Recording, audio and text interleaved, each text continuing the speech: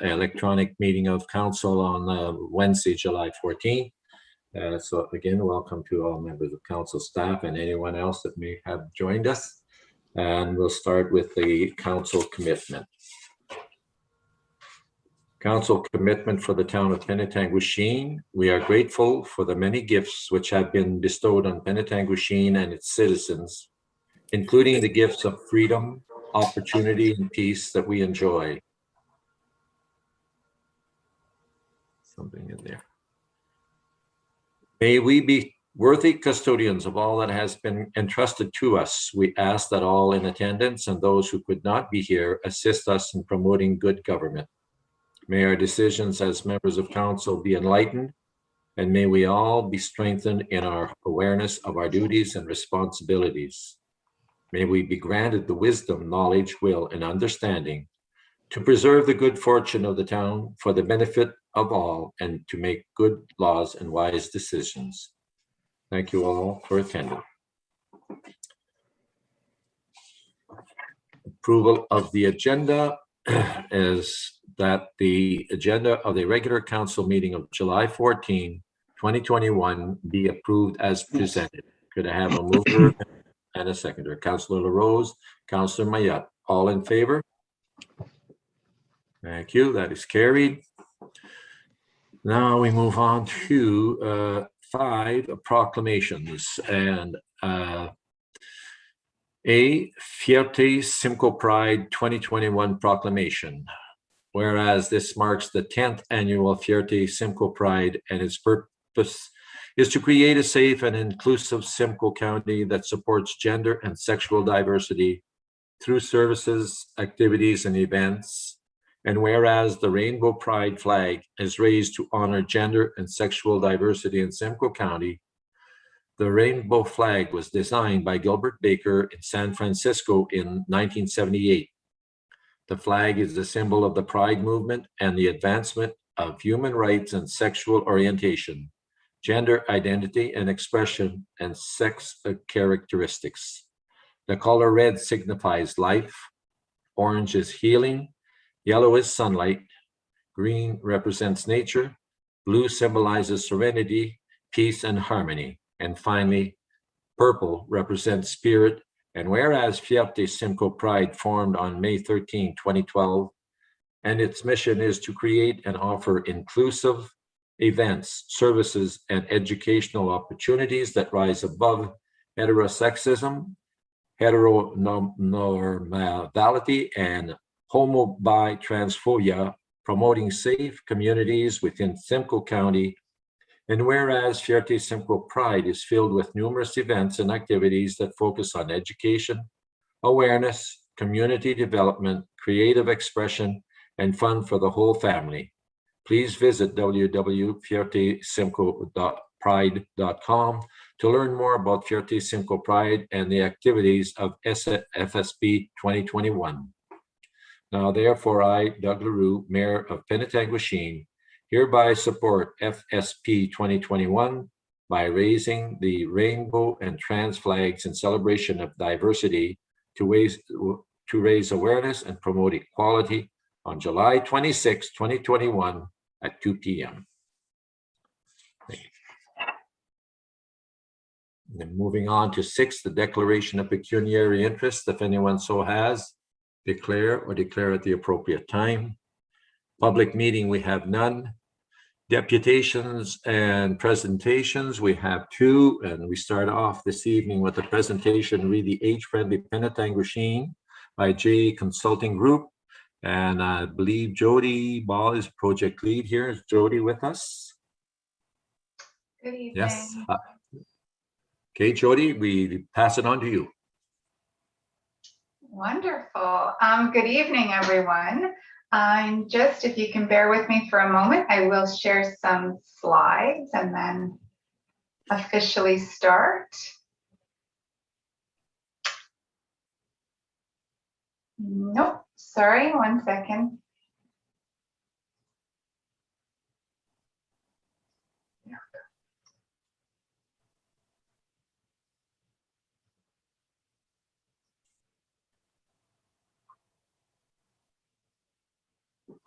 Can everyone see that?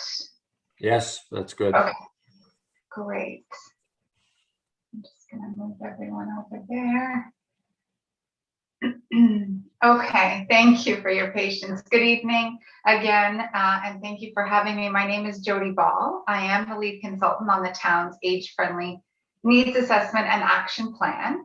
The town's community plan is being funded by the County of Simcoe and the Province of Ontario through the Inclusive Community Grant. I am very pleased to be here this evening to provide you with an overview of our project. This evening, I'd like to share with you our framework for developing the town's age-friendly plan, provide an overview of our process and timelines, and then I'm happy to answer any questions you might have. So we'll start with some introductions. This is our consulting team that you can hopefully see up on your screen. As I mentioned, my name is Jody. I am a certified professional facilitator and a professional planner. I have been a consultant for over 18 years, and for much of my career, I have focused on affordable housing policy and homelessness, while also working in areas of community health and senior services. 5 years ago, I began my own firm where my focus continues to be in community planning and engagement. Cassandra Vink is an accomplished researcher and analyst, and she is leading the demographic and analysis and community profile for this work, and also supporting the development of the age-friendly strategies and directions. Courtney Lawrence is a planner and engagement specialist and will be supporting all aspects of the project, including the various engagement activities. Karen Sabsali is a municipal parks, recreation, and culture planning expert and will be advising on age-friendly strategies and directions related to outdoor spaces, public building, transportation. And Patricia Cambich is a graphic facilitator who will be joining us at our first workshop in September to listen to the discussion and visually record the key themes of the discussion. Our team is working directly with Sherry Desjardins, Director of Recreation and Community Services, as well as Stacey Cooper, Clerk for the Town of Penetanguishene.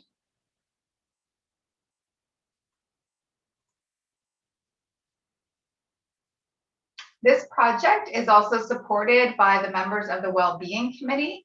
The Wellbeing Committee has and will continue to provide guidance on our project planning approach and will provide input into the overall vision and direction of our plan. Before I begin with providing an overview of our process in developing the Town of Penetanguishene's age-friendly community plan, I'd like to share some context for age-friendly planning. The concept of age-friendly communities was developed about 15 years ago when the World Health Organization developed the Global Age-Friendly Cities Project. And this project brought together cities from around the world, including several from Canada, who had an interest in supporting healthy aging by creating communities that were more age-friendly. The activities of this project helped to identify 8 key areas of community life in which communities can become more age-friendly. So hopefully you can see the wheel up on the screen with all the various colors, and these are the 8 key areas of community life. And importantly, it includes our physical spaces as well as our social environment. So we have our outdoor spaces and buildings, so things like our parks and green spaces, as well as public buildings such as municipal offices, community center, libraries, arena. It includes transportation, so our access to public transportation, as well as thinking about things such as signage, traffic lights, and sidewalks. Housing, full range of housing, all types of housing, as well as supportive housing option, retirement homes, long-term care, affordable options, and accessible options. It includes respect and social inclusion, people's sense of feeling respected and included in the community. It includes civic participation and employment, people's ability to work, volunteer, and be engaged in community life. It also includes communication and information, our access to information about events, services, and ensuring these formats are in accessible formats for older adults and people with disabilities. Community supports and health services, including our mental and physical health programs. And social participation, level of involvement and participation in our recreation activities, fitness activities, and cultural activities. Since the World Health Organization Age-Friendly Cities Project, there have been a number of age-friendly initiatives across many communities in Canada. In Ontario, the province developed an age-friendly community planning guide, which was updated just a couple months ago. And that defines an age-friendly community as one that responds to both the opportunities and challenges of an aging population by creating physical and social environments that support independent, active living and enable older people to continue contributing to all aspects of community life. Developing the town of Penetanguishene's age-friendly community plan will also be guided by the World Health Organization framework for age-friendly planning.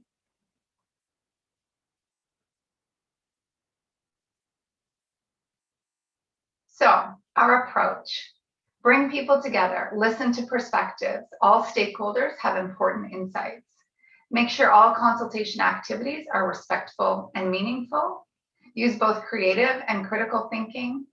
Gather input and ideas in different ways so that we get a full understanding of those ideas, opinions, and opportunities. Create recommendations that bring all the ideas together so that decisions can be made confidently to grow age friendliness in Penetanguishene. A little bit about our process. We have 5 phases to our project. The first is design and plan, and this is really our startup phase. It includes developing our project plan, including the development of a detailed research and engagement strategy, and initiating our information and data collection. Discover and define, that's the research phase. And we're still in this phase. This work includes a review of policies, plans, background information, as well as a range of demographic and socioeconomic data indicators. It also includes reviewing current town services for older adults and seniors. And a preliminary review of this research and data has been collected, analyzed, and summarized into a current state analysis report. This research will inform and guide the development of the age-friendly recommendations and actions. Our third phase is the engage and imagine, and we're also in this phase. This is our consultation phase.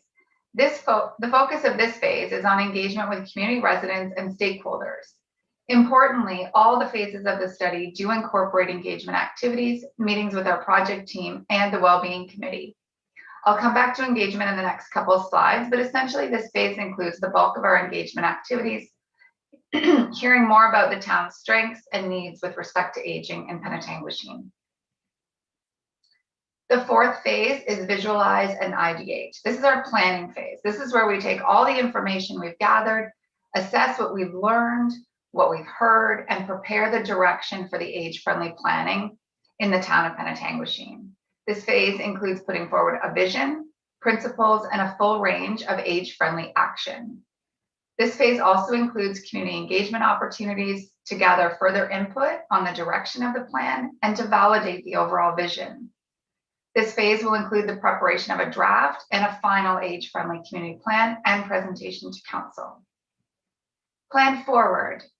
Importantly, this is the implementation planning phase. This phase will include the development of an implementation plan, outlining timelines, responsibilities, partnerships, and key performance indicators for the action plan in order to monitor and evaluate success over time. So just a little bit more on engagement. Our objectives are to conduct a public engagement program that raises awareness, provides opportunities to gather stakeholder and public input on the strengths, needs, and opportunities to becoming an age-friendly community. To facilitate meaningful engagement with targeted engagement methods and communication materials, and to co-create, validate, and support the future direction of age-friendly planning across the town of Penetanguishene. So some of our engagement activities. As I mentioned, engagement activities will be conducted throughout all phases of the project. Our first initiative was the webpage, getting information out to let people know about the study, what they can look out for in ways of becoming involved. So this was launched in May, and we'll be working with our project team throughout the project to ensure we are getting the word out through print, social media, and other platforms. We recently completed, through the month of June, Seniors Month, a community-wide telephone and online survey. These surveys were aimed at reaching seniors across the town, and we were able to hear from 150 residents through the telephone survey and another 129 through the online auction. We also conducted 2 community coffee chats virtually and a stakeholder focus group in the month of May. The stakeholder session was aimed at reaching out to targeted stakeholder groups such as service providers, community clubs, and associations. And we also had a focus group with our Wellbeing Committee. We've also conducted several telephone interviews with various stakeholders and staff. And for our next activity, I'll be coming out later in the month of July to the All Things Canadian Festival to chat with people about their thoughts on age friendliness in the town of Penetanguishene. We'll also be spending some time reaching out to our more vulnerable seniors and caregivers throughout the process. We're reaching out to community organizations to ask for their advice on how to hear from residents or clients. We also have 2 workshops scheduled for this project. The first will be held in September and will be our community visioning workshop. It would be great to see all of you there. And just one last slide on our timelines. As I mentioned, we began about 2 months ago and have been busy launching our engagement activities and conducting our initial research. We'll be coming back in the fall, as I mentioned, for that community visioning workshop.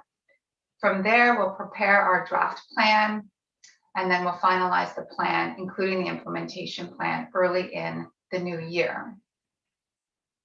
So I will pause. I'm not sure if there's questions at this time, but I'm happy to answer them if appropriate.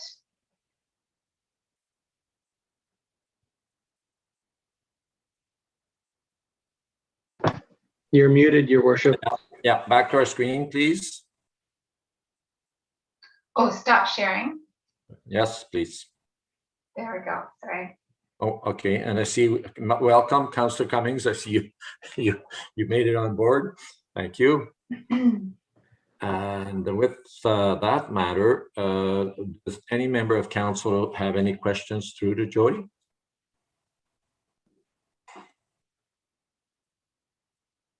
Councillor Vaidemaker. Thank you, Worship. Jody, great presentation. You mentioned about doing some of the research and talking to the town about what programs and services are offered. We're very fortunate to have Georgian Village, a county facility in our municipality.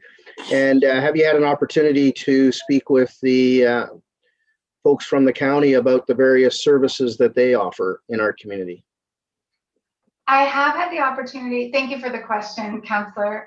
Yes, I have had the opportunity to speak with Georgian Village through a telephone interview. I haven't spoken to anybody specifically at the county regarding other initiatives, but Michelle Pazé, if I'm saying her name correctly, I hope, did have an interview with me, and she was also very helpful in sharing our survey with their residents. So that was some great support that she provided. Okay, Jody, did you have further presentation to make? No, that was it. This is an introduction to what we're up to with the age-friendly plan, and we've got a ways to go. So hopefully we'll keep you informed along the way. Good, well done. I see Councillor Cummings, you have a question through to Jody. Thank you, Worship. Jody, how did you advertise the coffee house and the auction and things like that to the public? So I believe most of our advertising has been through the website, through the town's social media channels. I believe in print as well, if I'm not mistaken, through the local newspaper, direct emails to various stakeholders. I'm not sure, Stacy or Sherry, if I've missed anything, but. Sherry, No, but I can confirm. Thank you, Your Worship. I can confirm we did do those communications. I want to say that there was a total of perhaps 4 ads in the paper about it, which we know is one of the preferred ways that seniors like to receive the information. Okay. Okay, further questions through Jody? Okay, there being none. Thank you very much, Jody. Appreciate the report. Very well done, and looking forward to the next one. Thank you, Your Worship, members of council. Now we move on to B, presentation, read the Terry Fox Day in the heart of Georgian Bay. And I believe we have our friend Don Chapman with us.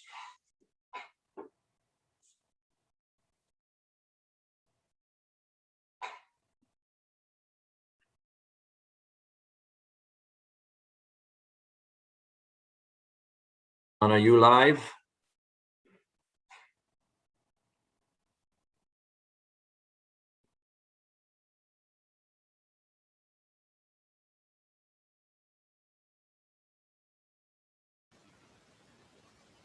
Dawn, I'm not sure if you're able to turn on your camera and your microphone. I'm not sure if you're speaking, but we can't hear you. We do see your shared screen, which is great. Yeah. Oh, I think I hear his voice. Yeah, I'm Okay. here. Oh, okay, okay, great. Can you see my screen now? I'm just scanning down to see where you are, because we can see your screen. I just don't know if you have a camera on or not, but it's perfectly fine if you don't want to have your camera on, because we can hear you, and that's all that matters. Okay, you don't get to see me this year, folks. You just get to listen. Sorry, missed part of the treat here. Anyway, thank you very much for giving me a little bit of time to talk about what we've done, looking back very quickly, and then more importantly, looking forward to what we're doing this year in the name of Terry Fox. Really appreciate the time. As you've probably gathered, as with most events, we're being pushed, kind of led into a virtual environment again this year. At the national level, no one wanted to say we'll take a chance and put thousands of people in close proximity and risk their health. So the decision was made, go virtual across the whole country. So that's what we'll do. We did it last year. We did quite well with it, and we'll try and do better this year. This is a money chart. We made over $87,000 last year in the virtual environment, which is a little step back from what we had done the last 2 years. But frankly, in the expectations of our headquarters at the Canada level, thought we would get less than 50% of what we'd got in previous years. So they were delighted with our $87,000. So were we. We did have, this was kind of a surprise to us, but we had $50,000 in our bank before the date of the actual event. So to me, that signals the community will support this cause, frankly, whether we have a physical event or not, which is pretty nice that our community is that much behind this effort. Most of our money came last year online as well, which eliminated a whole lot of administrative work and cost that now can go to cancer research. So that's the money story. A little bit more here. We are always in about the top 12 in Ontario of people donating money, whether that be per person or per capita on a ratio basis. We look very, very good at the provincial and Canadian level. And if I put a but on that, the but statement is, if we've got about 50,000 people in our community and only about 1,000 of them are actually participating or contributing, we've got still 98% of our community that we would love to get engaged in this and get lots more people participating and sharing this load together. Right now, we put quite a load on a few people. So our theme this year is kind of, let's ask a little from a lot. People have gone through a bad economic year with COVID. A lot of people have. So we're not going to push hard on anybody. But wouldn't it be nice if we just got, 10,000 people participating instead of 1,000?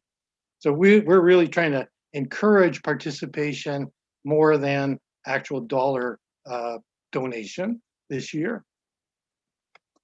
The program is basically, we'll sell shirts and some merchandise. We had last weekend our first ever Ride of Hope. That was just a virtual bike ride. We are having for the first time ever an online auction this year. Some of the ones I've learned about from other organizations have been very successful.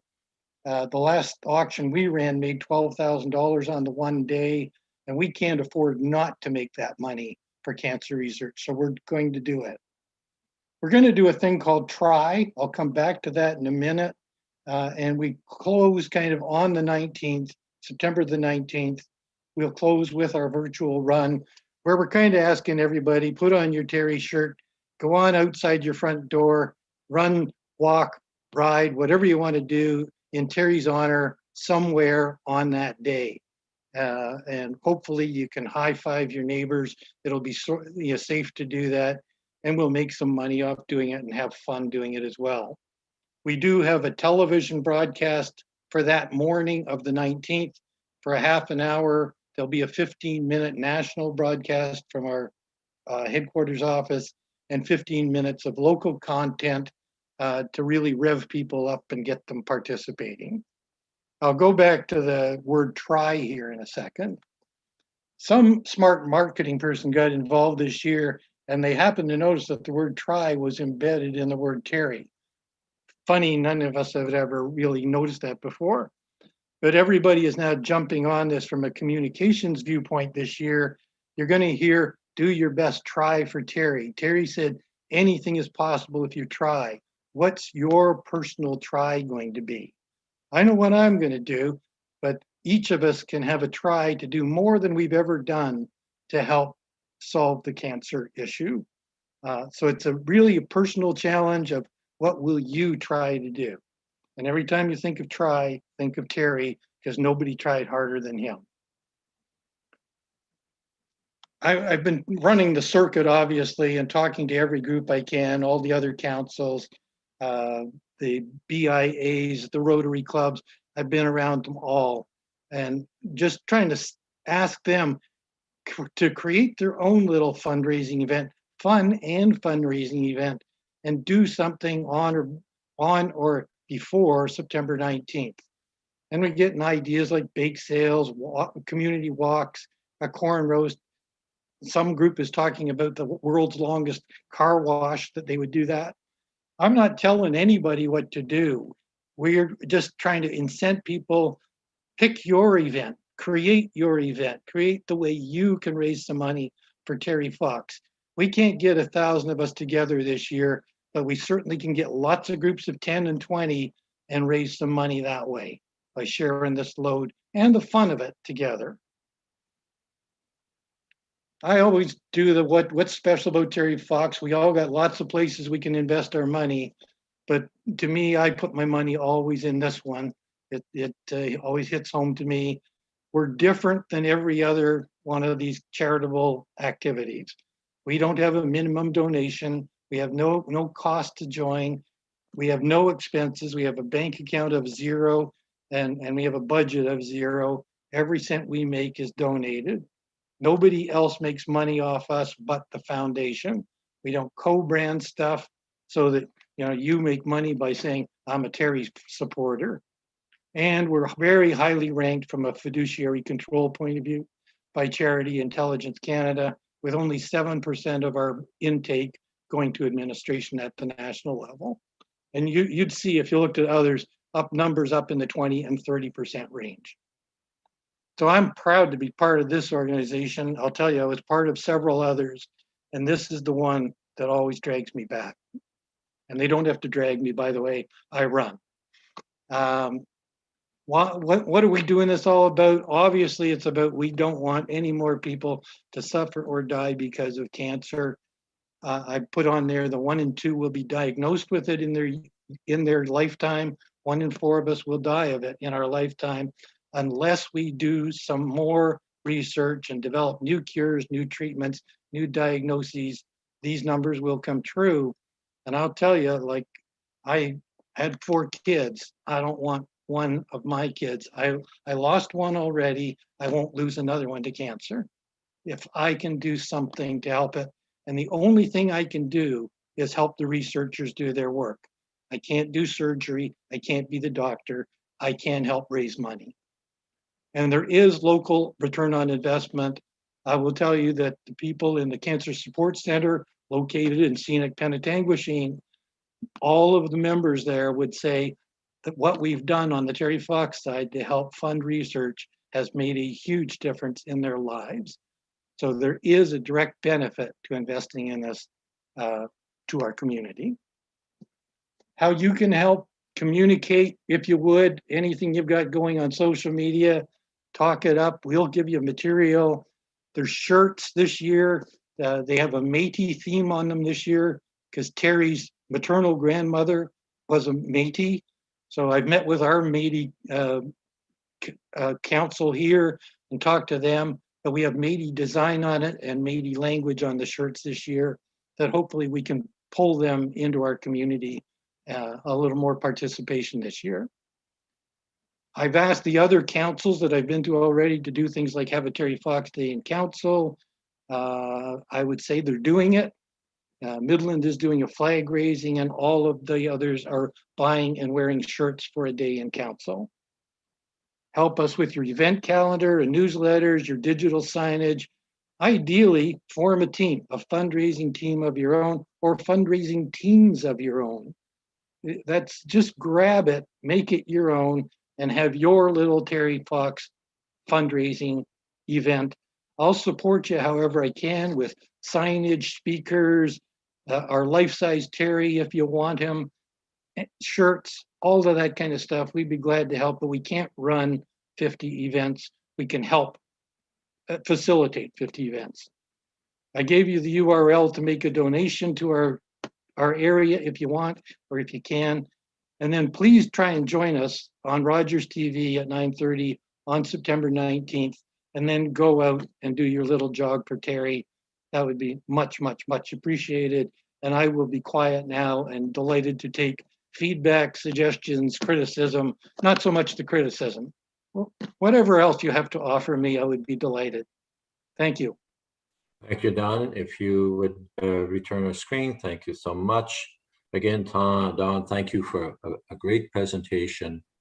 I must say that the community and the communities at large are very fortunate in having a person like yourself who has given so many years to this effort. And I thank you on behalf of all the neighboring communities and our own council here in Penetanguishene. With that, I would ask if any members of council have questions through to Don. I just want to say thank you, Mr. Mayor. Thank you for your nice comments. Very good. Thank you, Councillor Cummings. I'm sure it's the sentiment of all members of council here. And I know for a fact that Don has done a great deal of work in the end of cancer, even when they had the Flower Power fundraising for our local cancer support center.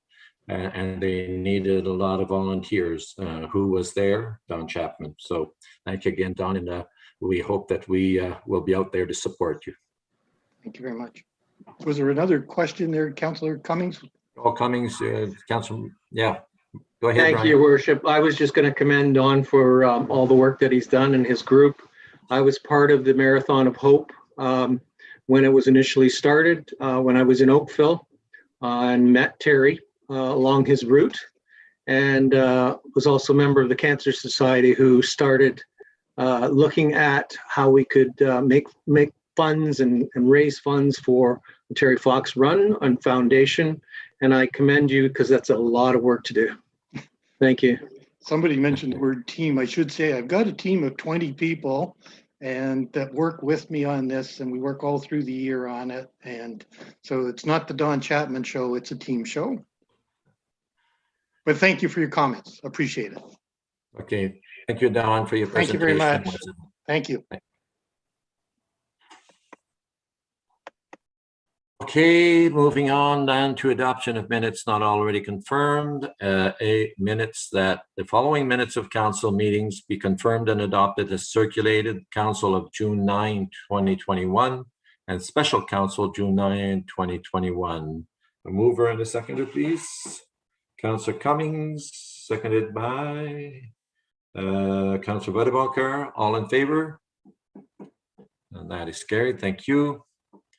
Moving on to number 10, matters for consideration. A verbal update from the Chief Administrative Officer re COVID-19 municipal impacts. And we will have the motion following the CAO's presentation. Thank you, Your Worship. as members of council will recall, just the last update was provided on June the 9th at our last regular council meeting. And the update this evening is really meant to build upon that. Members of council and the community is aware that the province moved into step 1 of its reopening roadmap on Friday, June 11th. They moved into step 2 of the reopening roadmap on June the 30th. And essentially step 2, which we're currently in, of the roadmap, focused on more outdoor activities and limited additional indoor activities with small numbers of people. We have saw some changes through our service delivery at the municipality as a result of moving into step 1 and step 2. We did, as council is aware, we did adjust the need, or remove the need, I should say, to make appointments at a lot of our facilities effective on June the 3rd. We do, from a recreation and community services standpoint, being in step 2 of the reopening has allowed the municipality to offer some outdoor recreational programs such as youth soccer, adult yoga, Zumba, and as well as some sit and spin classes. The summer soccer actually started yesterday, I believe. In addition, at the start of this week, the Boys and Girls Club of North Simcoe embarked upon the takeover of the day camp operations. As council will recall, that is a trial that we have embarked upon with the Boys and Girls Club of North Simcoe. The planning for the All Things Canadian event is currently underway with a number of outdoor acts and entertainment being planned. The event is scheduled, hard to believe, but it's a week and a half away, the weekend of July 23rd, 24th, and 25th, Friday, Saturday, Sunday. As we get additional information from the province around the regulations for step 3, which is expected to, or not expected, which is planned to take effect this coming Friday, July 16th. We'll provide additional updates, but certainly one of the more imminent impacts is looking at getting the museum opened, which thus far has not been permitted to open, but under step 3, museums are permitted. As we move to step 3, there is the resumption of additional indoor services, as well as larger numbers of people with some restrictions in place. So outdoor social gatherings and organized public events up to 100 people, as well as indoor social gatherings and organized public events with up to 25 people. So a couple direct items that the control group has had conversation on as recent as yesterday. One is with respect to services and town staff. Currently in our cohorts and our teams model, we are looking at giving consideration to transitioning staff back into the office and away from the teams cohort structure on a full-time regular basis. We have surveyed staff to get some input from staff around, get some anonymous input, I should say, around vaccination status, as well as comfort levels. We are also hoping for some guidance from public health. And as I said, certainly looking at transitioning staff back into the office, out of the teams and the cohorts model in the very near future. But of course, want to give staff notice and opportunity to plan, but also transition appropriately. The other thing that we've had some conversation about, and staff are looking at some options, are with respect to council meetings. So returning to some form of in-person council meetings, likely with some options around the hybrid model. We did have some conversation at control group yesterday, at our emergency control group meeting yesterday, as well as staff and his worship have had some discussion as well. We are anticipating this to occur at some point in the fall, while considering that, again, we're hoping to get some guidelines from public health. And our plan is to report to council next month with some options and a recommended staff plan. The last thing I wanted to update council and the community on is with respect to the vaccination site. The vaccination clinic at our Penetanguishene Arena continues to operate successfully. I believe last week they operated 4 days at our Penetanguishene Arena, and they were administering approximately 160 vaccines per day. Public Health is asking us to stay the course for the remainder of July and into August. You will also note that in a staff report that is coming in at committee and RCS.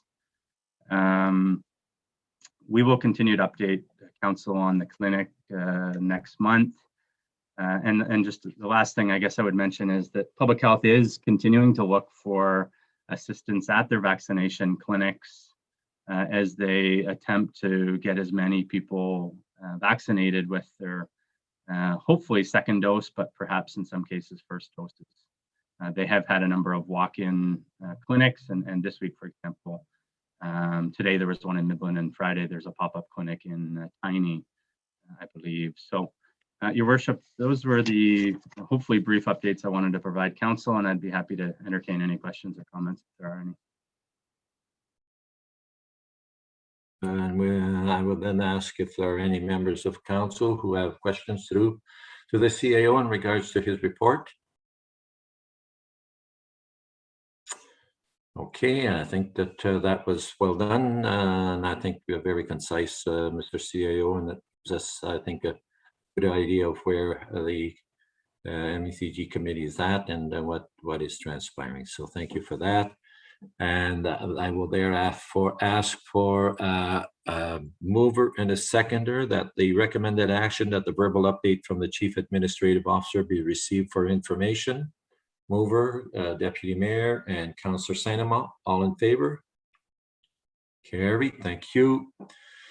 So moving on to B, which is the proposed OPP Detachment Board for Southern Georgian Bay, CAO 2021-10, that the report from the Chief Administrative Officer regarding the proposed OPP Detachment Board for Southern Georgian Bay dated July 14, 2021 be received, and that Council supports the creation of a single OPP Detachment Board to serve the OPP Southern Georgian Bay Detachment catchment area, and that Council approves submission of a proposal for a 13-member OPP Detachment Board consisting of 1 municipal representative from each municipality, 1 community representative from each municipality, and 3 provincial appointees, and that the Chief Administrative Officer be authorized to work with the remaining municipalities and District of Muskoka on the joint proposal to be submitted to the Ministry of the Solicitor General on the proposed composition of the board by July 31, 2021 deadline. I can say that I've been aware of the proposal, as has been our Chair of Police Services Board, Councillor Cummings. And so if anyone has any questions before I call the motion, or questions or concerns, Councillor Cummings. Thank you, Your Worship. Just as a note, as Chair of the Police Services Board, I am against a 13-member group. I believe it will be ineffective, and it will not do any one municipality any good to have a board that large. So I'm not voting in favor of this. Okay, Councillor Mayette, I believe I saw you had your card up. No? Okay. Anyone else have any questions, concerns? Councillor Levy. Thank you for your worship. I'm just not clear on why we would favor this move when we're taking away a little bit of authority we might have, not authority, influence we might have as a municipality on the OPP. I didn't see this coming. I don't quite understand how it would benefit us. And I would just like a little more clarity on why someone thinks this is a great idea. Well, I think maybe the CAO can give us that, plus the reason why this is happening. So, Mr. CAO, please. Thank you, Your Worship. Maybe I'll just step back before I address Councillor Cumming or Councillor Levy's question, and offer my apologies. I did send out about a half an hour ago to members of council, and we will certainly get the public agenda corrected as well. There were some attachments that were included at the bottom of the report, but I did notice as I went into it about a half an hour ago that the attachments don't open with the Word report being PDF. So I've since sent that out to members of council, which may offer some a little more detail into Councillor Levy's question, in addition to what's in the staff report. Ultimately the ministry through their changes, as we've noted in the report, has asked all municipalities that are serviced by the OPP to essentially collectively get together to submit one proposal per detachment board. And so, they've indicated that, they may entertain more than one proposal per detachment board, but primarily on the premise or in circumstances that, and I'll use the example of northern municipalities where geographically it really is going to pose a lot of problems by having one detachment board for a large geographical area. And so, when the 5 CAOs got together and we had engaged our mayors and the chairs of our police services boards, we ultimately the majority or the majority of the support from the group was around one proposal, which is in line with what the ministry has asked the various municipalities to do. So it's not something that we in Southern Georgian Bay kind of initiated. We were asked by the ministry to collectively work together on submitting one proposal per detachment area, and that's what we've put together with this proposal, and hopefully that answers Councillor Levy's question. Okay. Further, Councillor LaRose. Thank you, Your Worship. I just wonder if there is an option for us to vote for a status quo. When you hear about the chair of our police services board saying no to it, I just wonder what the thoughts were of the entire board, and if there's an option for us to stick with what we have now. Mr. CAO. Thank you, Your Worship. Certainly, what that might do is create. Let me maybe back up. The ministry has asked for the, and I see Councillor Cummings chuckling a little bit. What the ministry has asked the municipalities to do is collectively get together and submit one proposal. So ultimately, what they're asking 5 municipalities in this case, the 4 North Simcoe municipalities, as well as the District of Muskoka being the 5th, is to get together and come to a consensus on one proposal for the detachment. I can say that the majority of the 5 municipalities do in fact support the model that's being presented here. We did have some differing perspectives here at the town of Penetanguishene in terms of the size of the board.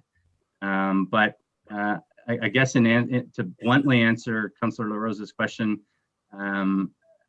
certainly we can convey, I'm happy to convey whatever the will of council is to the ministry, but I think they would look very favorably if they have 4 of 5 municipalities supporting one model and then kind of a standalone municipality supporting a different model. Their whole goal here is around efficiency and effectiveness of providing governance for their OPP detachments, and essentially trimming down the number of standalone police services boards.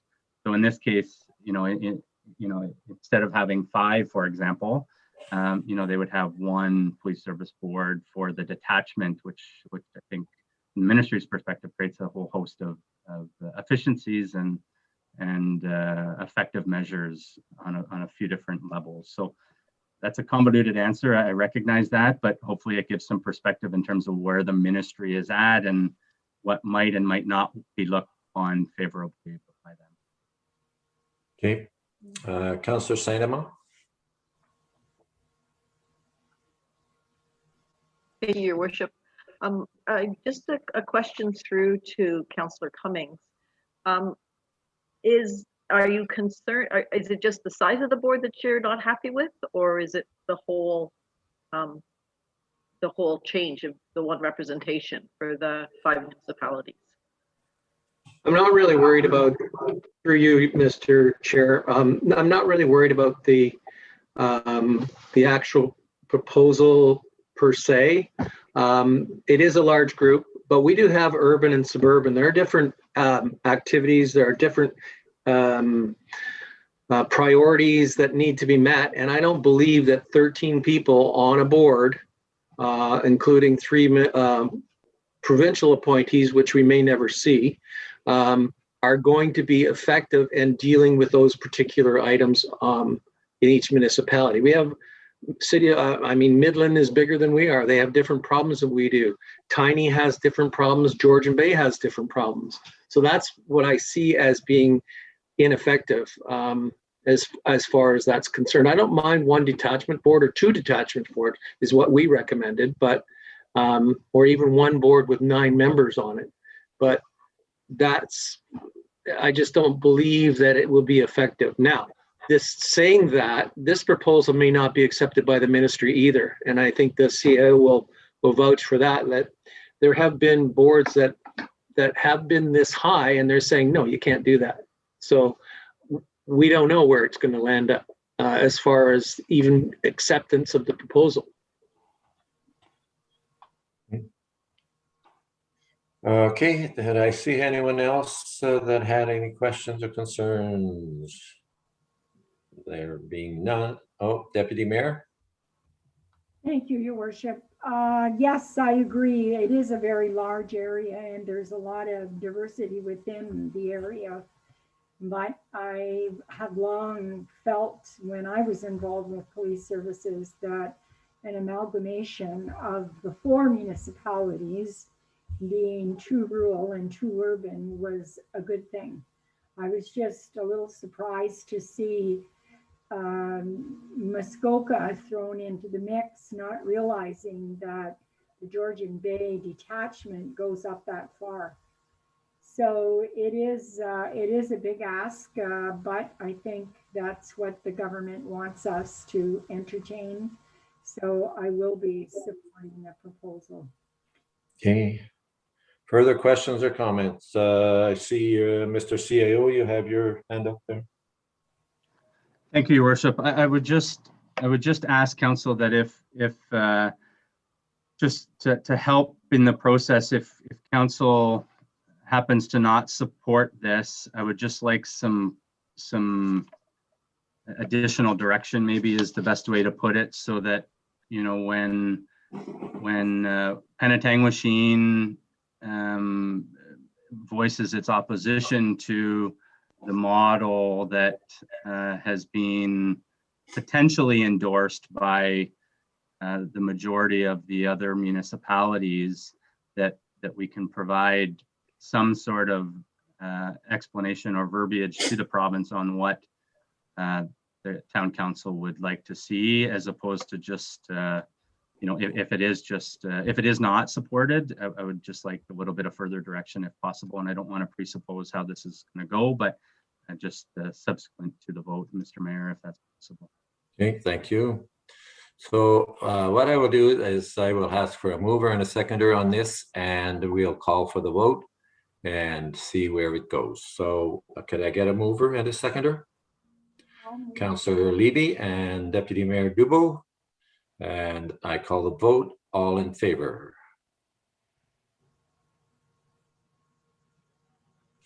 One, two, three, 4, 5. It carries. Okay, moving on to Trails Committee appointment.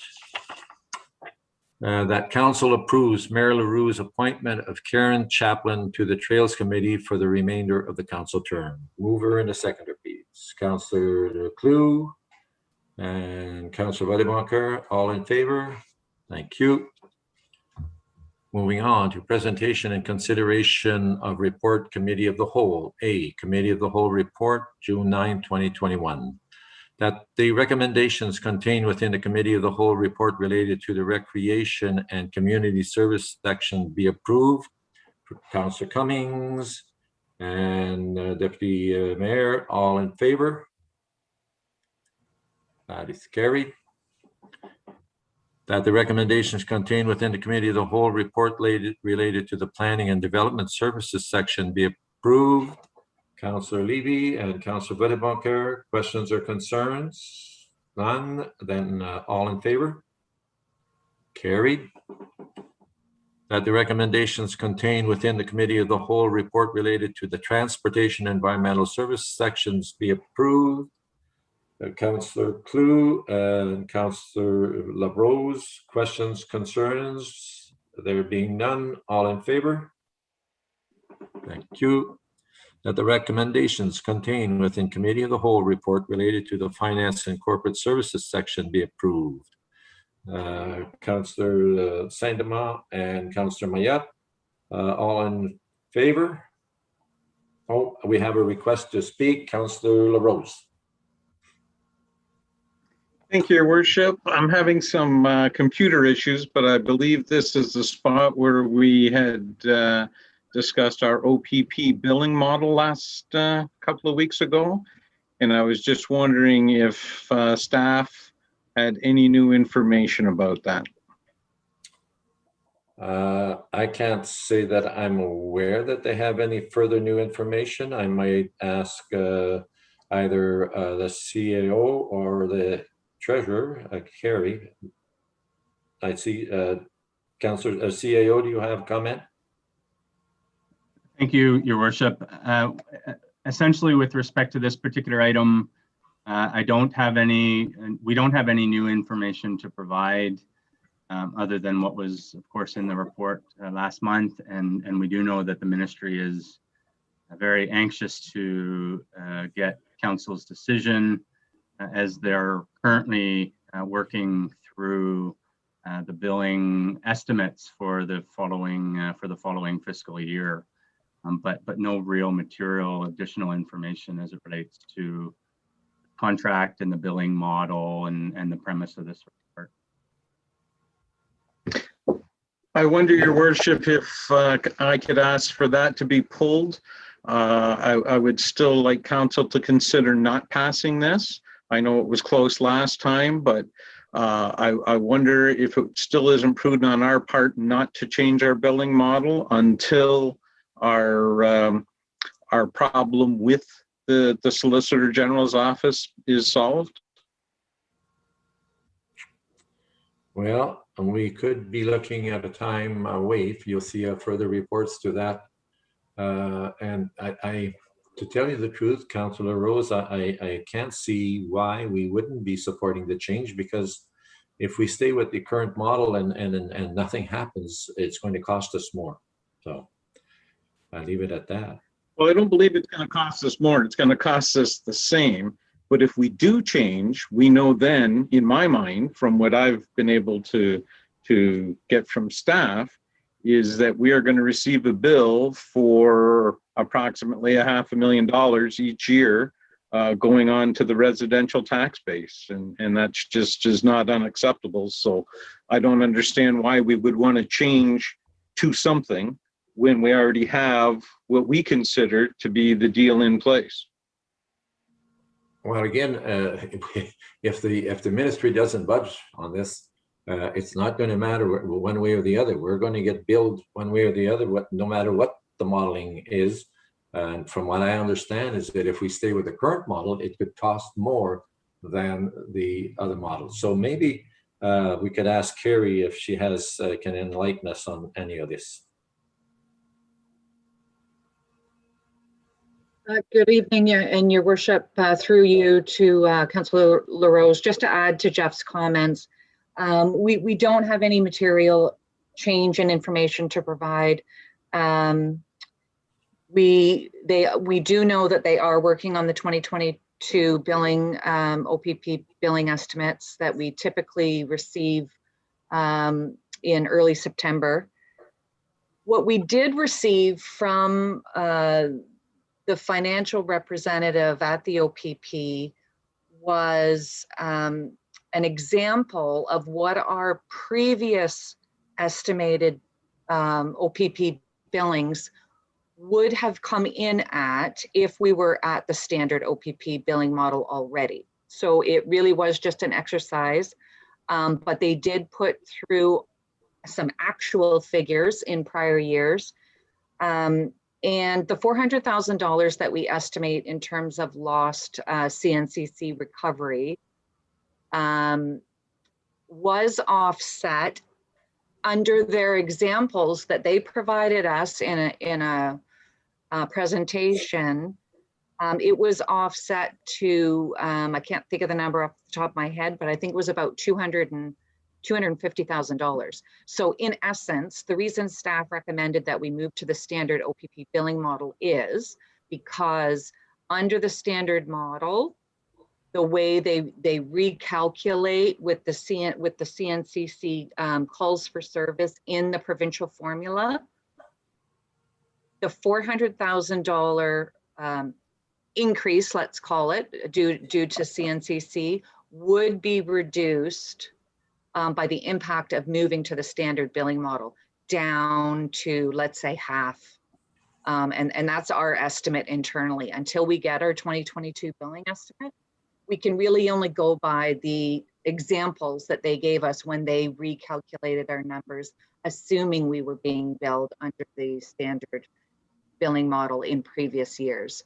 So again, just in a nutshell, the increase related to CNCC based on OPP examples provided to us would reduce the hit that we're going to take on that, you know, by $200,000 or $250,000. Okay. Well, Your Worship, I still don't think it's a good idea. We're still going to get, at a minimum, a hit for $250,000. Why would we even be considering this? We should be going forward, making sure that the agreement that's been in place for the last 20 years is still going to be looked after. Then we will decide whether we want to switch to this OPP new billing model or not.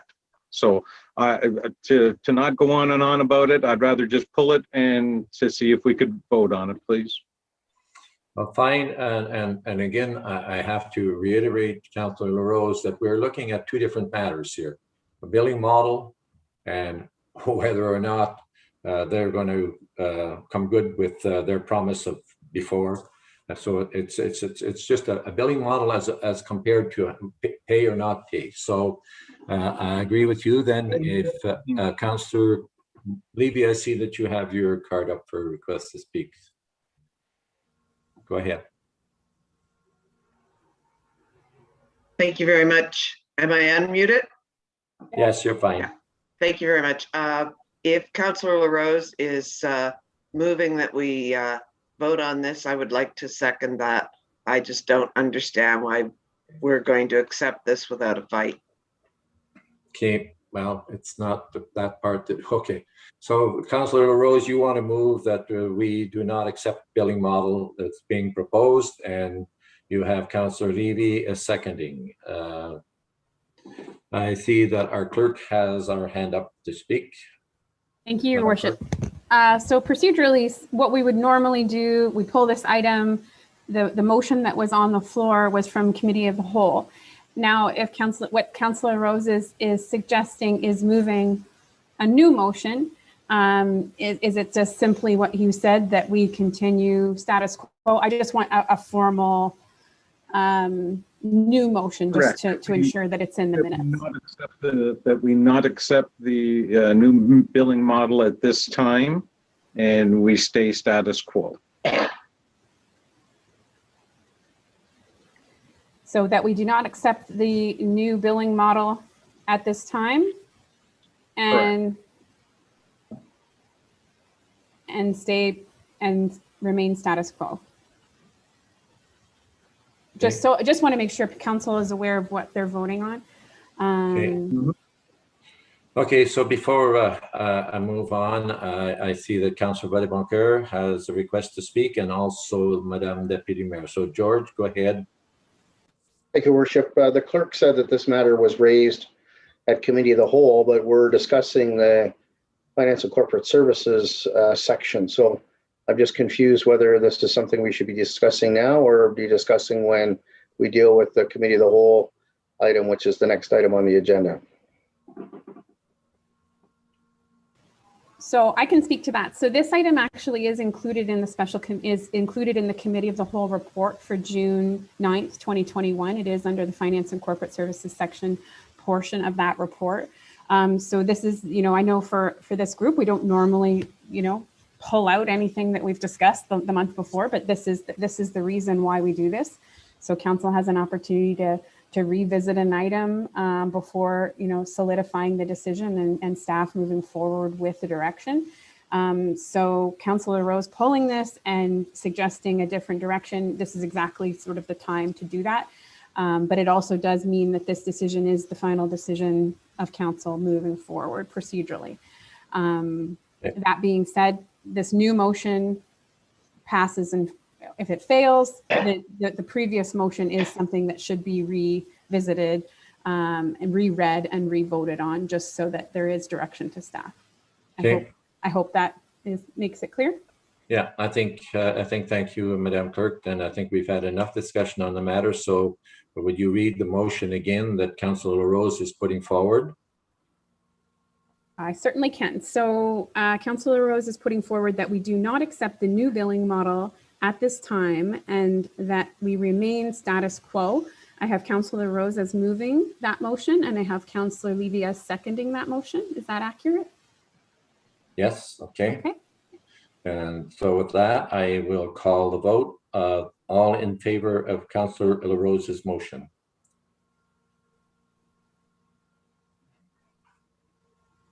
And no.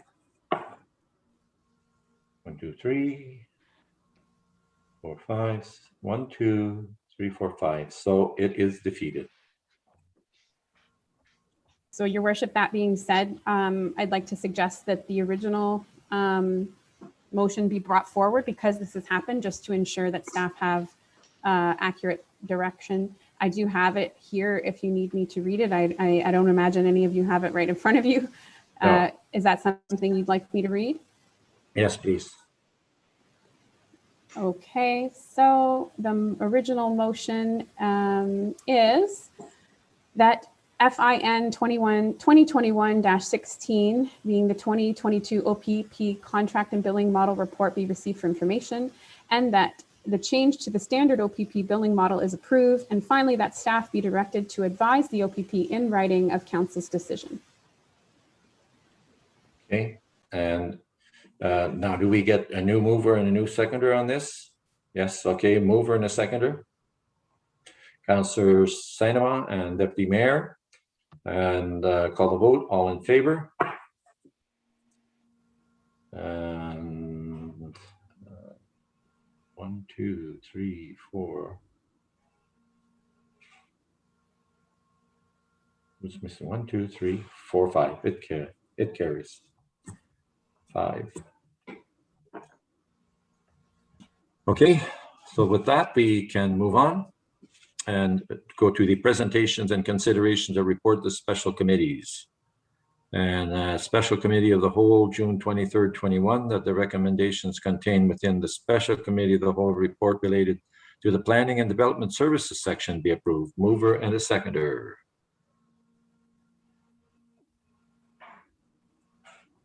Councillor Levy and Councillor Vallée-Boncoeur, all in favor? That is carried. Thank you. Motions of which notice has been previously given, there are none. Notices of motion, there are none. Consideration of bylaws. We have bylaw 2021-39 being a bylaw to authorize the execution of an agreement with Waypoint Center for Mental Health Care for the use of the pool and gymnasium facilities from September 1, 2021 to August 31, 2026. That the council of the town of Penetanguishene introduce the following bylaw, and that the bylaw be read a first time, be read a second time, and carried. Mover and a seconder. Councillor Cummings, seconded by Councillor Sanema. All in favor? That is carried. Thank you. Question period from the media and the public. I don't know that we have any except Rogers. Rogers, have any questions or concerns? Don't see any. Announcements and inquiries. Do we have any announcements or inquiries? As the CAO has pointed out, one announcement that I might make is that these pop-up clinics that are starting to happen and will continue happening, revaccinations, is that the one in Tiny is going to be held Friday at the pavilion in the village of LaFontaine from 10 to 4, and it's strictly a walk-in clinic. So anyone, and it's from the age of 12 up, getting either first or second dose. And I understand they will administer second dose as long as your first was 28 days before. So it's a walk-in, and it's one of the first pop-ups that I think we're going to be seeing in the area. Okay, confirmation bylaw, that the confirmation bylaw 2021-40 be signed and sealed by the mayor and clerk. Mover and a seconder. Councillor Cummings and Councillor Sanema. All in favor? And move to adjourn. Councillor Cummings. So we are adjourned, and with I will take a 5-minute break to give Rogers time to move get into the committee of the whole.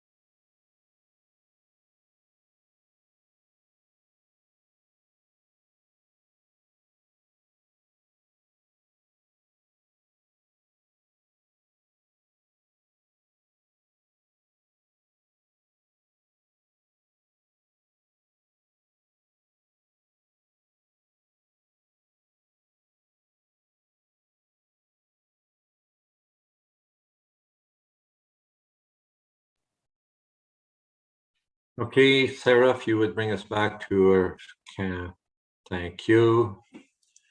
Members of council, are we all back? I don't see Councillor LaRose and Councillor Levy. No, there's Councillor Levy. Councillor LaRose, are you back? No, I'm still here. Okay. I just didn't get my video going yet. Yeah, that's fine. Okay, as long as you can hear. And we can hear you. So we will get on with the committee of the whole and I'll call it to order with the approval of the agenda. A committee of the whole agenda, July 14, 21. A recommended action that the committee of the whole agenda for July 14, 21 be approved as presented. A mover and a seconder. Councillor LaRose and Councillor Sanema, all in favor? And that is carried. Thank you. Declaration of pecuniary interest, if anyone so has, they may do so now or at the appropriate time. Presentations and delegations, we have none. Council information package, of June 25, 21 and July 14, 21. And the recommended action that the council information packages of June 25, 21 and July 14, 2021 having been given due consideration be received for information. And before I ask for a mover and a seconder, I will ask if anyone wishes to pull any. I see Councillor Sanema. Thank you, Your Worship. I would like to have the letter from Diane Greenfield, re the Phragmites in the Waterfront Park, the invasive species. I'd like to have that pulled, please. Okay, and anyone else? Do I see any other cards? Deputy Mayor? Yes, Your Worship, I would like to pull 4A, the information we received from Tay Valley Township. The resolution, I would like council to endorse that resolution. Thank you. From where? It's Tay Valley Township, number 4A. Okay, so we'll have discussion on that. Anyone else have anything that they want to pull? Okay, Councilor Buddemacher.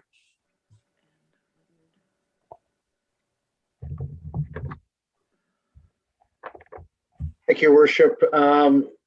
Under the Wednesday, July 14th Council Information Package, item 2A, letter from Lydia Law, letter to Council dated July 1st. Thank you. Okay. All right. So with that, we have the three items that are being asked to be pulled. And so I will call Councillor Levy. Did you have one now that you want pulled as well?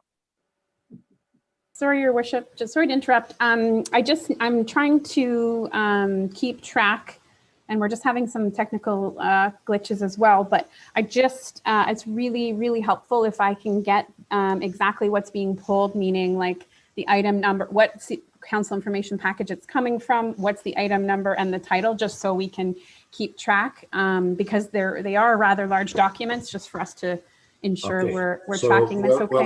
We'll go back then. Councillor Sanema, you give the date and time and whatever. Yep. Okay. Yeah, from Friday, June 25th. Okay. Item number 2A. Okay. Letter from residents to mayor and council, re-invasive Phragmites. I got that part. And then Okay. Deputy Mayor Dubo Deputy Mayor was Dubo. the Phragmites, and that was item 4A, but from which package? From the same package, the June to July. June 25th package? Yes. 4A, okay. 4A, the Tay Valley. Tay Valley Township, okay. Okay, and Councillor Buddemacher, yours?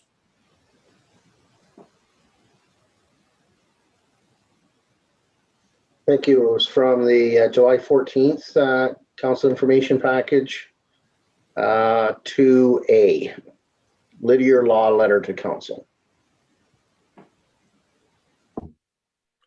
Okay, do we have any others that want to pull anything from the SIP? Okay, there, Councillor Levy.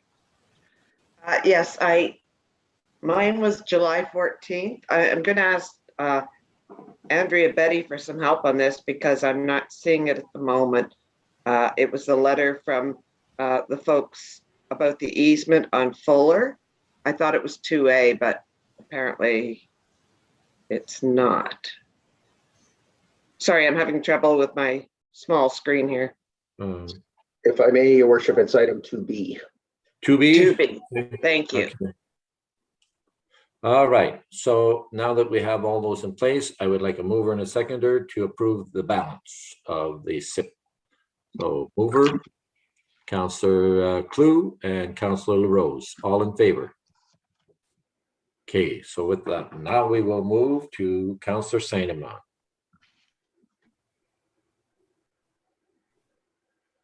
Thank you, Your Worship. I was just hoping that we could get an update from our director, Sherry Desjardins, regarding what's happening, if there is any plans for a concerted effort maybe to tackle those Phragmites in the Rotary Park, or what's happening. Madam Recreation Director. Thank you, Your Worship. Through to Councillor Saint-Amand. So previous to the pandemic, we had started some Phragmites removal in the waterfront park. It was noted by SSEA that we would need a crew of approximately 40 to remove the Phragmites that was in there. We did try some volunteer recruitment efforts. We did gather a few folks, but certainly not enough to tackle what we would needed to be done. They were able to get one spot, and then we engaged the services of the group from CNCC. They tackled much more. And our plan was to do small pieces every year. We applied for a grant through the Trans-Canada Trail and were successful in 2020 to have a community event. They were going to help pay for lunch and stuff to have volunteers come out. But COVID changed those plans because we couldn't bring people together. So we've got an extension, and now in the step 3 of the provincial framework, we're hoping to be able to move forward with a Phragmites removal day, but have some priority items with PSS and getting some of our other programs and things off the ground. But it certainly is in our work plan to implement something. Okay. That is good for you, Councillor Saint-Amand. Thank you. That certainly does help. My only concern is I know the end of July, first part of August is the time when it needs to be tackled. I'm happy to work with you, Sherry, if we work on another volunteer group to get out and remove it. So. Okay, we leave that at that. Now we go to Deputy Mayor on yours. Councillor. Okay, I was going to speak to the first motion, Your Worship. Yeah, I see before, I know that we've done and pulled all the SIP, but I see Councillor Cummings, you're requesting to speak. I am, Your Worship. Regarding the Phragmites, was it not a special meeting that CC or SSEA came to this council and requested, I think, $90,000 for the removal of the Phragmites? And I think probably our representative on SSEA should know that this was given to the SSEA to remove the Phragmites in these parks? Well, I don't know who would answer that. Madam Deputy Mayor, do you have an answer?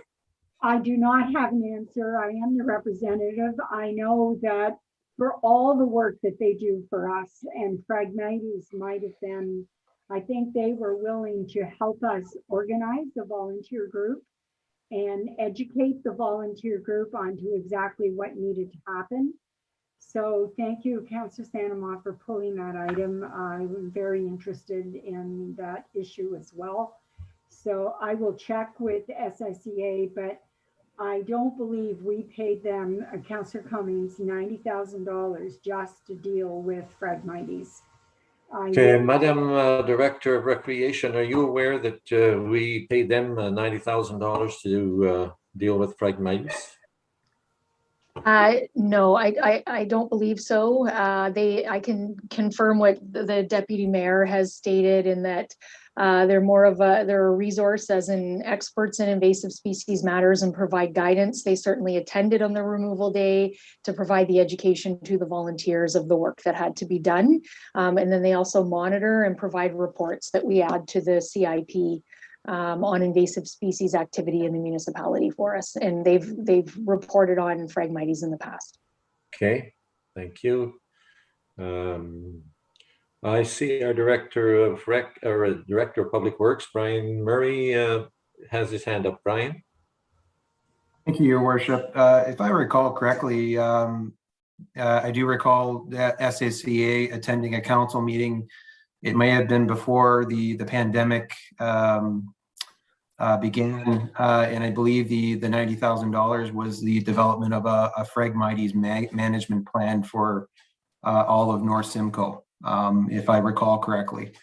And that may be what Councillor Cummings is referring to. I wonder, Madam Treasurer, would you have any clarification on this?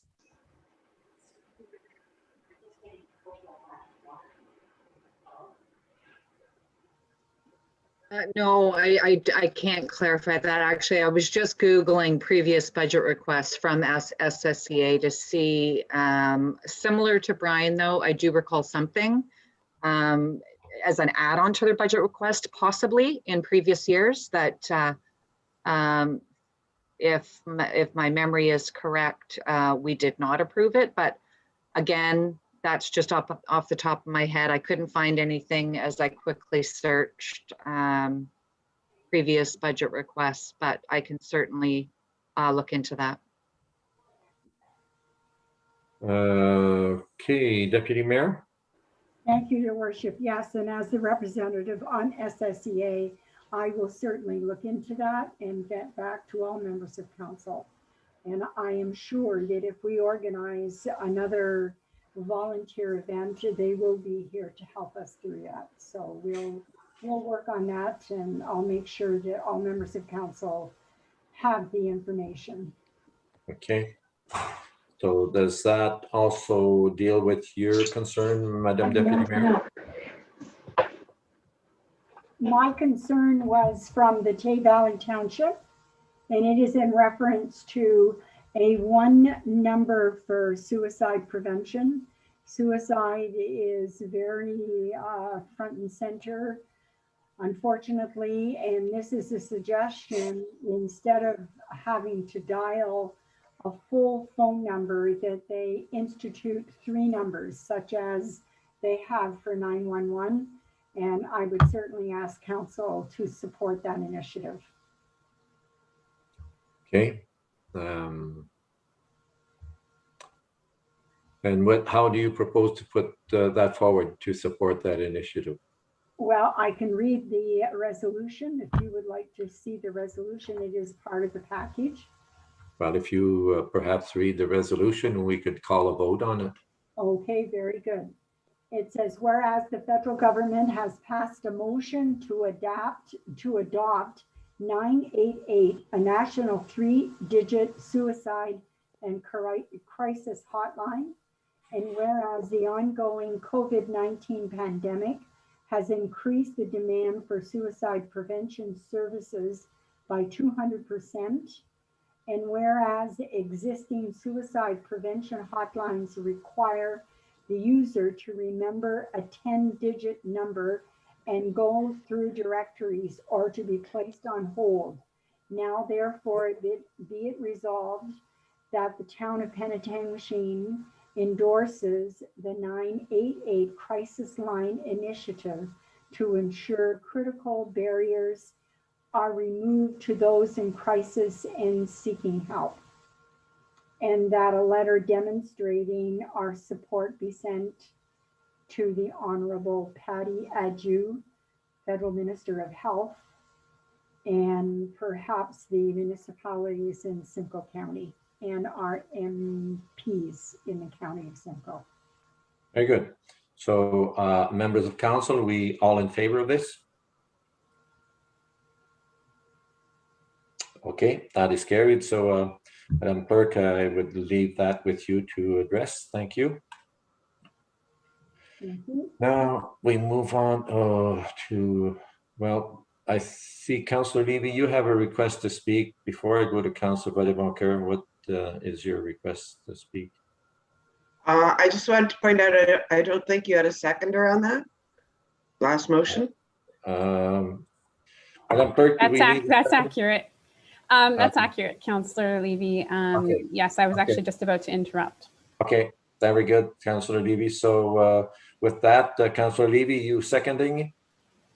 Okay, so then all in favor, it's the same.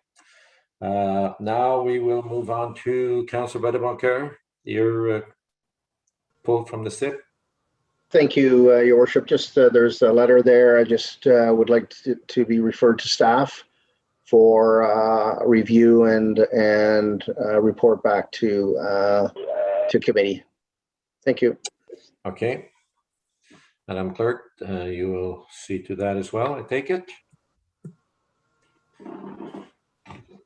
I just need, I don't actually have the package in front of me. Is it the letter from Dale Ledyard? Is it regarding that planning matter? Yes, it's July 1st, Lydiard Law, and it's pertaining to the Harbor Point development.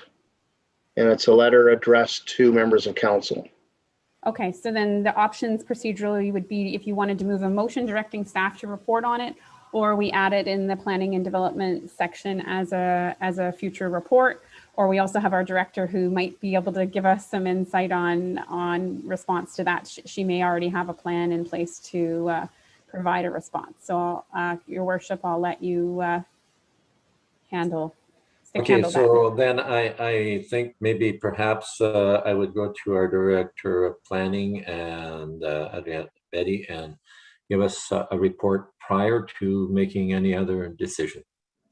Sorry, thank you very much, Your Worship, and through to you and members of council. Just a little bit of the background to this. There was actually a staff report that went to Committee of the Whole back in May, and that we did receive correspondence at that time on behalf of Penetang Sand and Gravel that report was deferred or referred, what correct terminology it was, until there was a chance to have some follow-up with them. So this letter has come in subsequent to that, and I have not yet had a chance to bring that report back to council for consideration that was presented previously in May, but that is the intent for next month. So we will have a report coming back next month. Okay, that is good for you, Councillor Buddenbacher? Yes, perfect. Thank you. Okay. Okay, so with that, we will move on to sections 6, section 8. Yes. Your Worship, sorry to interrupt, but there was one more item that was pulled. Councillor Levy pulled that one to be on that same agenda. Okay, yes, okay. Forgive me, Councillor Levy, go ahead. No problem. I'll have to bring Andrea Betty in on this. It's a request for no approval of any sort, but a show of support for what would potentially be developing some more lots on Mercer.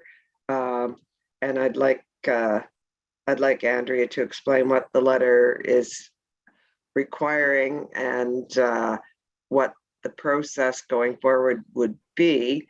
And at the same time, I'm going to ask her if we cannot move this along a little bit more quickly than having a staff report come back in several months. But that's not the main ask. The main ask is explain what these people are asking for. Okay, Madam. Thanks very much through you, Your Worship. So we have had some conversations with the property owners leading up to the letter, and the easiest way perhaps to explain it is they have some land that's potential development land. However, they are not interested in developing the land, but there needs to be work done in order to free up the land for development. And they're in a bit of a chicken and egg position about which comes first. So what they would like is there is a municipal interest in part of the development that's an impediment to their development. It's the 1 foot reserve abutting Mercer Crescent. And so they need a little bit of direction and support from council on making applications and the town's support to eventually lift that 1 foot reserve so that they don't have, or they have frontage onto an open public road for development purposes.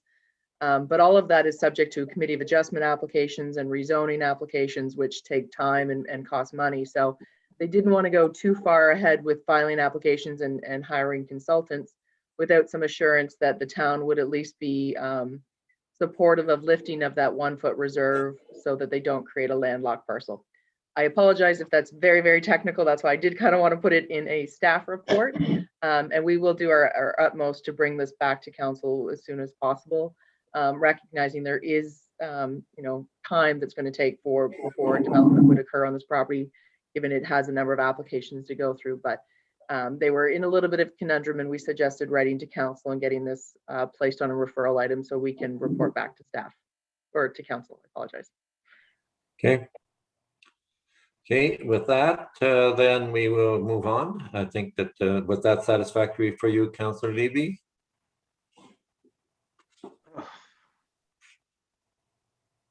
Just give me a thumbs up. Section A, Transportation Environmental Service, consent agenda. And so I move it on to Councillor Klug. Thank you, Your Worship. We have nothing under consent agenda, so we'll move on to matters for consideration. The first item is awarding of construction services tender, the 2-year term with possible 2 one-year extensions. Report RDS 2021-16. The recommended action is that the construction services tender be awarded to Charles Morton Construction, Inc. for a 2-year term with the possibility of 2 one-year extensions totaling a potential 4-year term. I believe this report is fairly straightforward. However, if there are any questions, we know our Director of Public Works is here tonight. Do we have a mover on the item to get it on the floor? Councillor Rose, seconder Councillor Sanema. Thank you. Are there any questions? Comments? Seeing none, all in favor? Thank you, that's passed. The second item tonight is the Fuller Avenue and Robert Street East intersection upgrades project. It's the final MCEA project file report. Report is ENG 2021-09. The recommended action is that council approve option 5 and land acquisition option A outlined within the project file report as the preferred option for the Fuller Avenue and Robert Street East intersection upgrades project.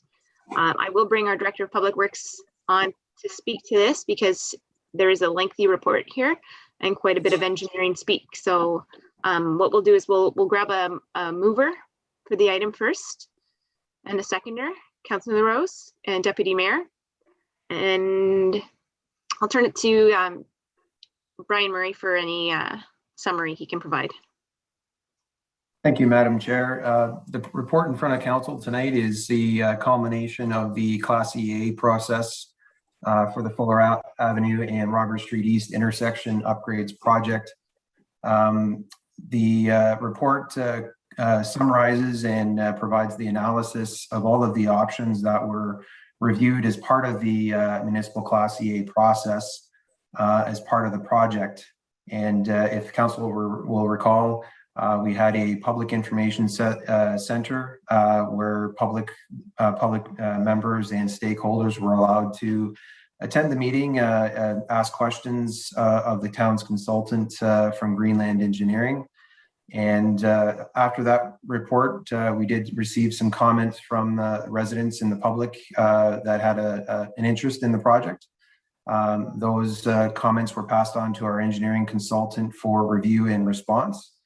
And the report is in draft form that we have in front of council tonight. And we're looking for direction to approve the preferred alternative that the consultant has brought forward and recommended. Public Works staff concur with the recommendation, and once, if approved, the report would be posted for a 30-day period for comment, and subject to no objections or Part 2 order requests, the project would be allowed to finalize design and go forward with the land acquisition process and further into construction. I'd be happy to take any questions. Thank you, Brian. Are there any questions or comments from council?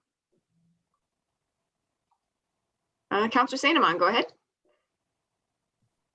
Thank you very much, Councillor Clue.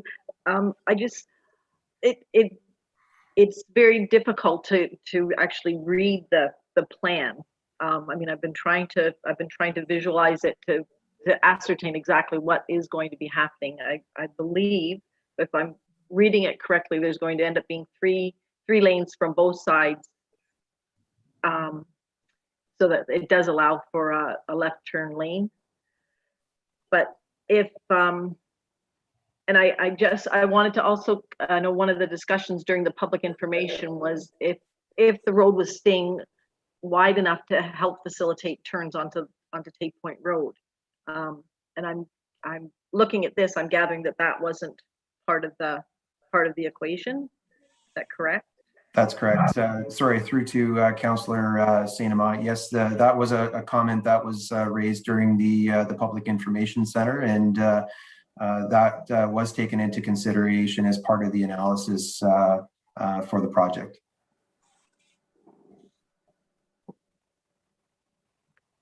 Further comment, Councillor St. Amand?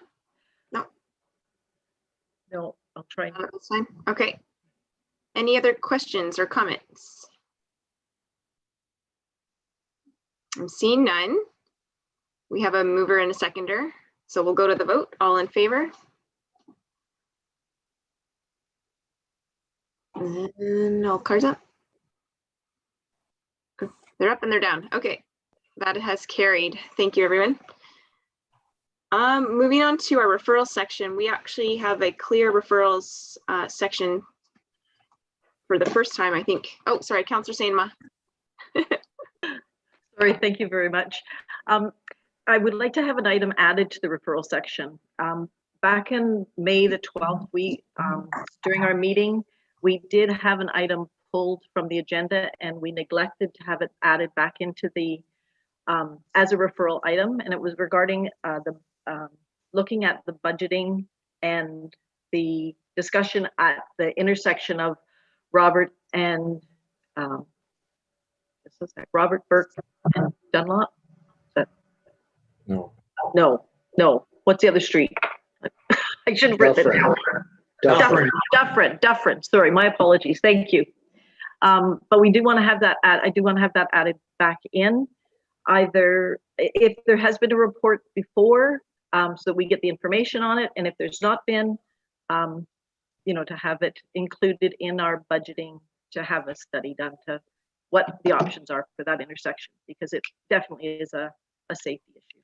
I do recall that item being pulled and that it was missed later on in that meeting. I'm not sure if our Director of Public Works has enough information to come back to council with an update, or if that's going directly to our budget process. Are you looking for either a memo or a report back on staff? Either way, if there is already a report, I mean, I'd like to see it, or at least direct us in as to what was recommended before.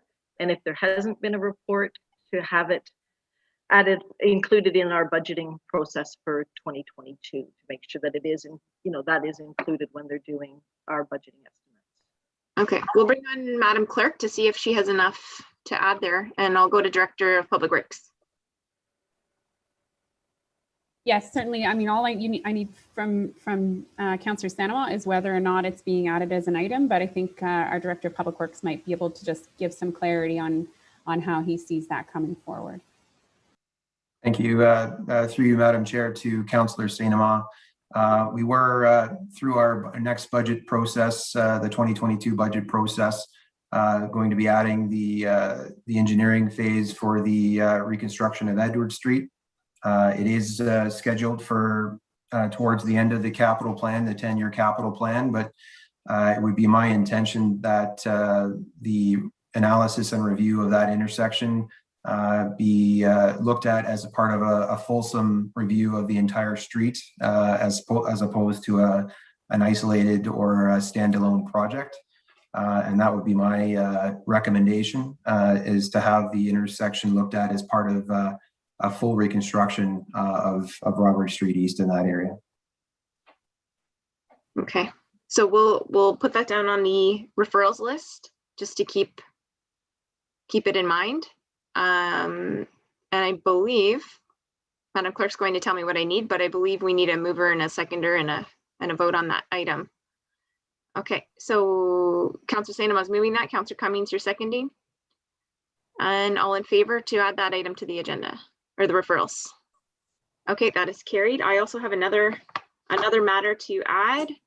And sorry, yep, Madam sorry. Chair, just coming back to that item, when we do add the item, we just want to have key deliverables. So I want to make sure our director has what he needs in terms of key deliverables for that. And are you comfortable with what Councillor St. has said for your key deliverables, Brian? I think he's nodding. Go ahead. Yes, I'm clear on that. Thank you. Okay, perfect. Thank you. Okay, so the next item I would like to have considered on referrals is a discussion about stormwater in terms of a town-wide stormwater review. What I'm having in mind right now is the amazing staff that we have, Public Works. We've had a number of stormwater events, weather events, storm events already this year, and our staff has been very responsive, and I think many of us are very appreciative of their efforts. We know that stormwater matters come up constantly in this town. We are very blessed with groundwater, and it's difficult sometimes to get all that water into the ground where it's supposed to go. I believe that our capital plan has a project for updating our engineering standards, and our Director of Public Works can indicate if I'm incorrect, but I'm hoping that as part of that process, we can start having the discussions about stormwater and what that looks like going forward in town. So, Brian, how does that sound to you? Yeah, that sounds good, Madam Chair. We do have a capital project for updating our engineering standards, and that would provide a good forum for some education and public feedback in terms of how we will update our stormwater management practices and low impact development measures that we look at in our capital and development projects. So yes, I think that in combination with asset management is a good step. I'm happy to hear it, and I think many residents as well would be happy to hear some updates that are going to be taking place. I believe I would need a mover and a seconder to add that to the referrals list. Councillor Levy and Deputy Mayor. If there's no discussion, do we have a vote on that? All in favor of adding that item as well? That has carried. Madam Clerk, is that enough for the referrals list? Yes, I believe so. Okay, thank you. Do we have to do the whole vote on everything else as well? I didn't move the motion that's there. I think we could, because you added 2 new items and there were no existing items, and you've moved and seconded and carried all the 2 new ones. So I think you're good to go. But I do believe you have a member of the public looking to ask a question in your next item. Just wanted to give you a heads up. Thank you. Okay, so then we'll move on to the next section, which is the question period from media and public. Do we have anybody here tonight to speak? Hello, it's Tony Huguenin. How are you doing, Councillor and Council? Hi, go ahead. Did you have a question? Yeah, I'm just getting my tablet organized, so I hope it's working right now for you folks. We can see you and hear you. Yep, go ahead. Yes. So the last agenda item that you touched on, which was the matter that Councillor Sanema had raised about the intersection of Roberts and Burke and Dufferin. I wanted to ask if Council could ask the Director to clarify. When I had spoken to the Director a couple of months back, there was a thought to go somewhere perhaps beyond 10 years towards looking at the intersection improvement to be rolled into an overall improvement of Robert Street East, which of course is needed, Robert Street East.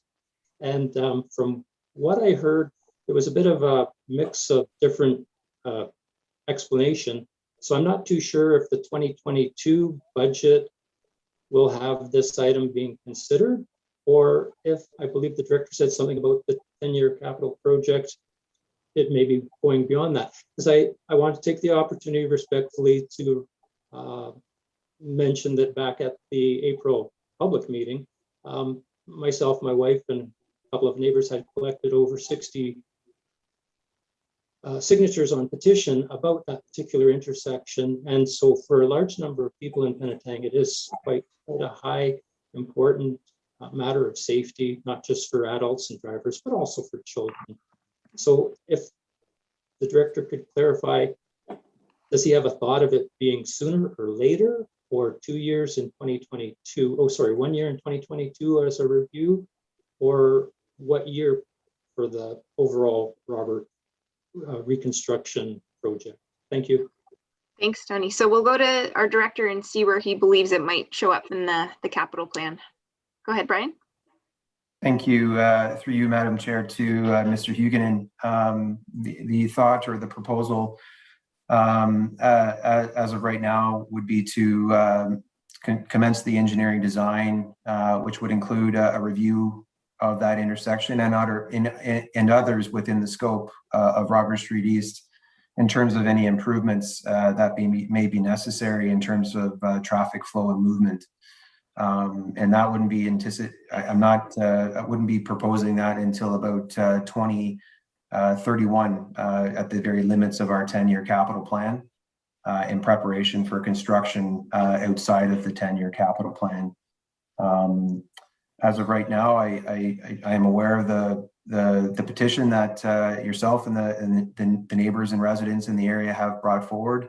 In terms of what the immediate concern is, we are aware of the concerns that you've brought forward as of right now, but we are recommending within the very outskirts of the 10-year capital plan that we initiate that process.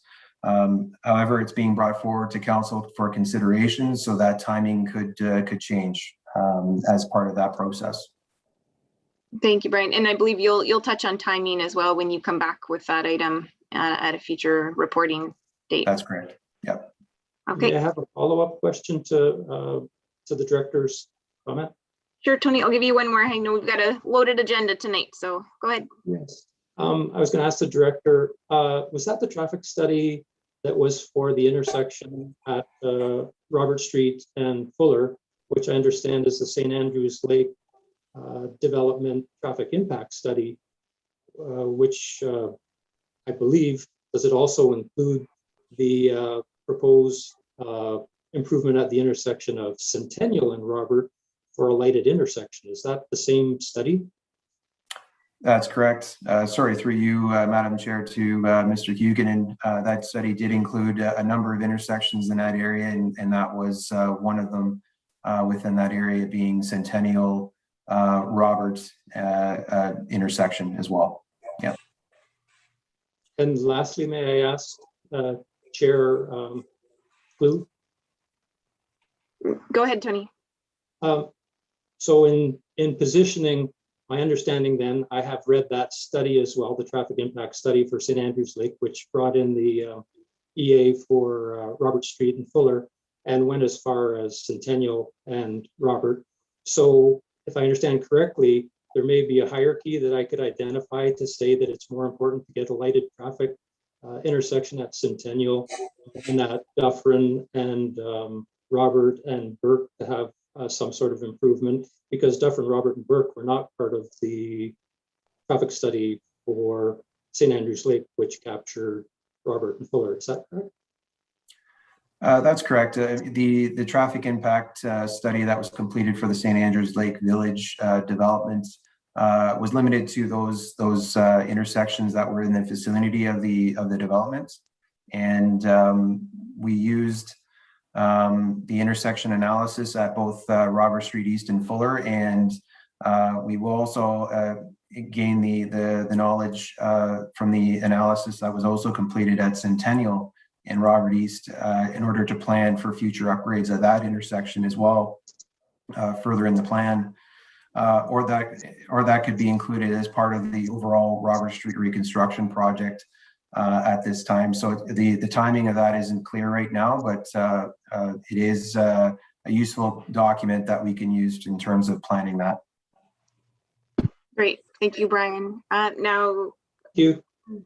sorry, Mr. Huguenin, because we have to go on with the agenda. Thanks for your questions tonight. I know there are referral items that will come back up, and we'll have more information from our director as we go on.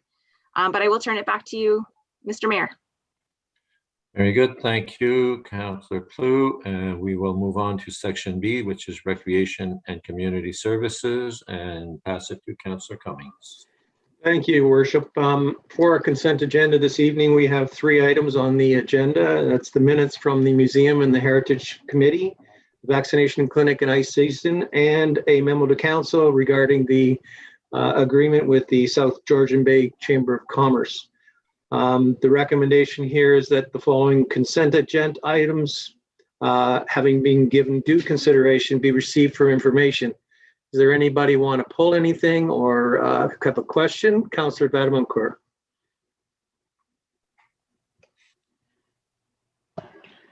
Thank you, Mr. Chair. I'd like to pull item A2, vaccination clinic and ice season for discussion. Thank you.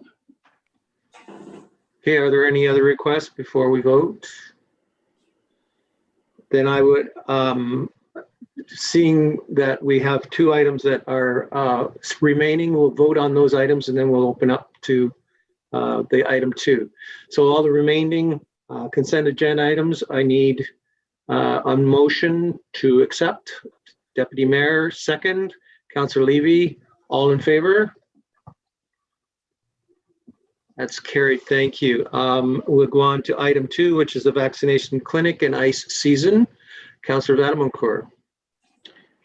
Thank you, Mr. Chair. So if you read the information report, you'll recognize that a lot of new information has been presented by the provincial government with respect to moving into stage 3, which now permits indoor sports.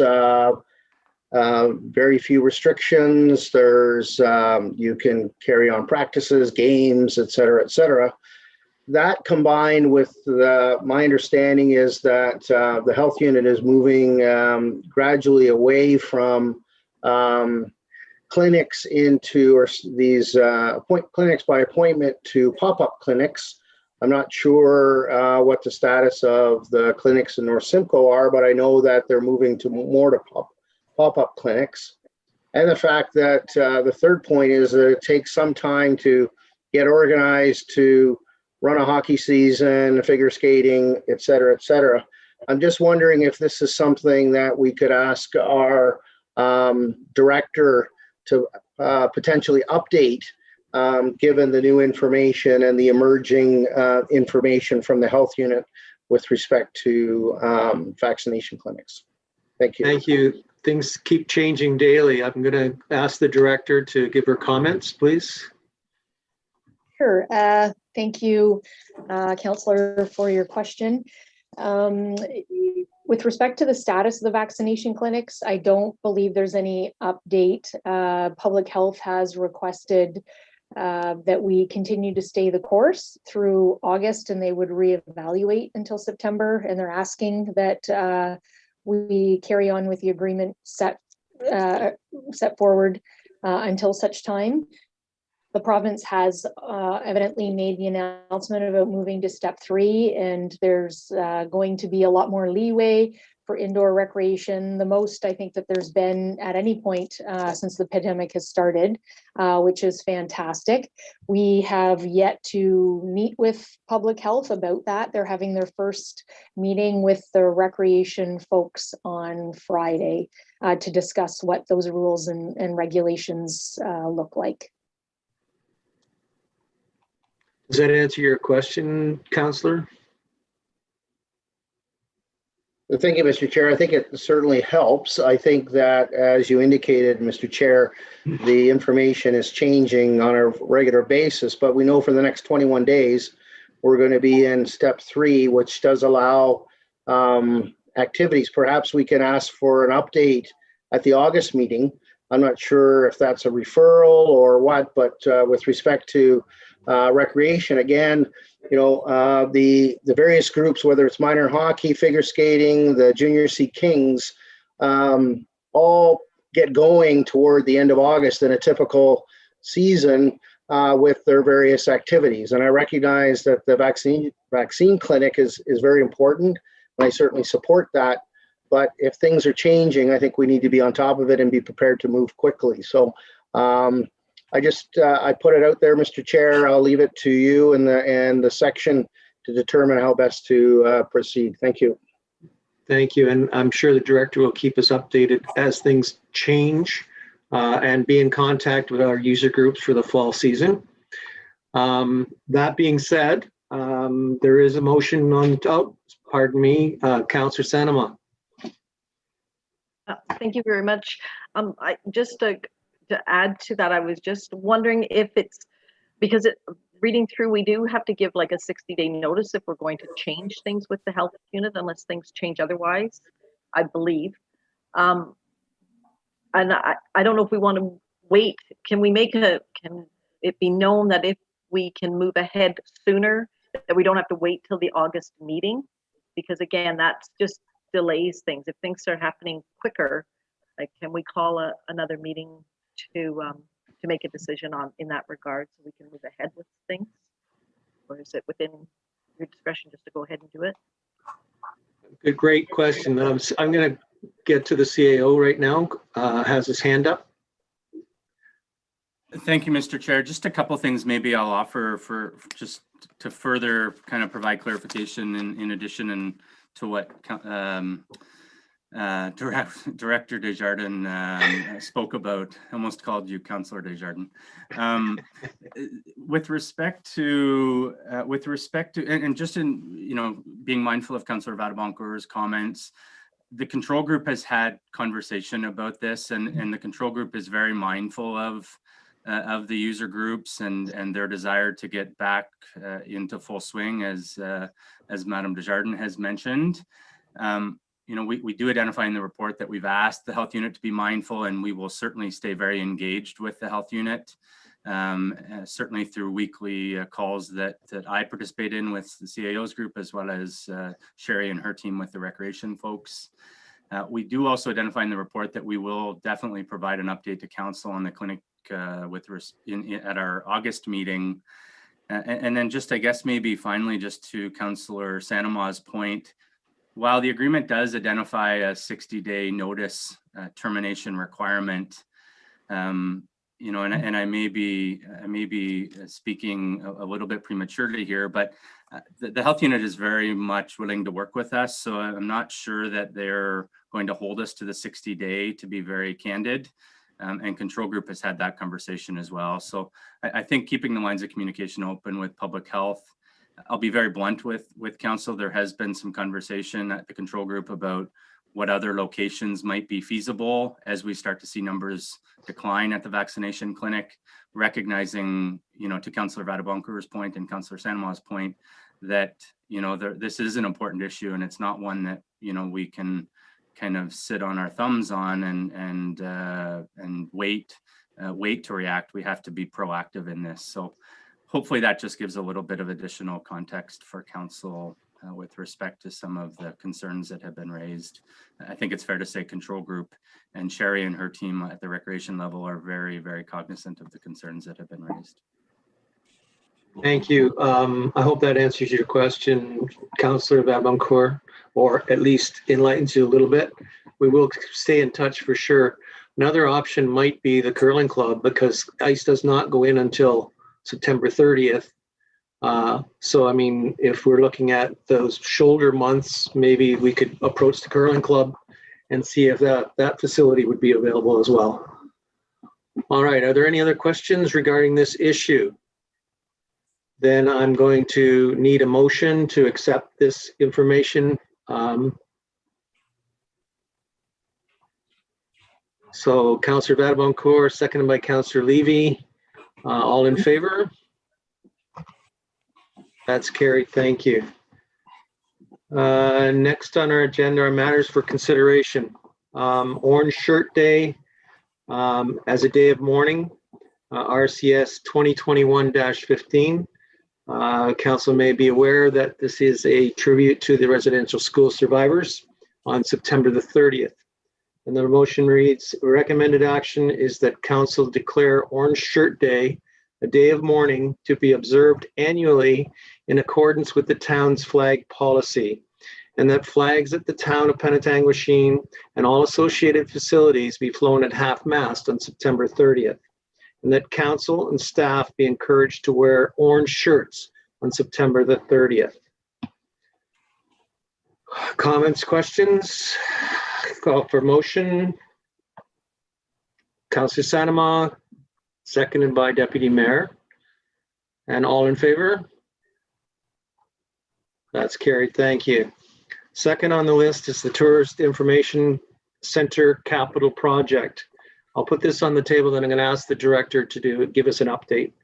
The recommended action is that necessary repairs to the Tourism Information Center or Harbor Master Office related to public safety and security be completed, and that the remaining work related to the two 2021 capital projects for the building be canceled.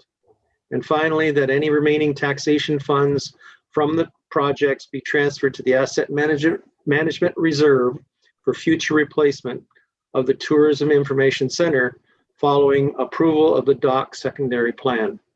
Do I have a motion? Councillor Sanama and Deputy Mayor second, and I'm going to ask for the director to give us an update. Thank you, Mr. Chair. If council will recall, we have two capital projects to replace windows and sidings in the TIC and do some updates to the washrooms, make them AODA compliant so they meet accessibility standards as it is a public building. However, we've had significant engagement in the town dock study over the past several months, and there's been lots of conversation about relocating the potential of relocating the TIC closer to Main Street, which would be a little more strategic and visible. And there seems to be an appetite for that that's been expressed and just observed by staff at meetings. We also know that the substructure that supports the TIC is going to have to be completely reconstructed. So we've thought further about this, and based on these recent developments, we believe that we should spend a minimal amount of money to keep the TIC going and instead look to making new plan for relocating and reconstructing the TIC closer to the Main Street and set that money aside to help with that project based on the outcomes of the town dock study and where council decides to land with that. Thank you. Are there any questions to the director? Seeing none, I'm going to call for the vote. I need a motion first of all, I guess. Motion. You do have a mover and second. Oh, I do have a mover. Sorry. I'm sorry. So I am going to call for the vote then. All in favor? That's carried. Thank you. Referrals to our upcoming agenda, that the Recreation and Community Services section endorse the following additional and existing referrals to the upcoming agendas and staff. Are there any additions or this outsourcing of camp, we want to keep that in, but are there any additions? Seeing none, I'll call for a motion. Councillor Mayette, second. Councillor Sanama, all in favor? That's carried. Thank you. Questions from the media and the public? Is there anyone who has a question?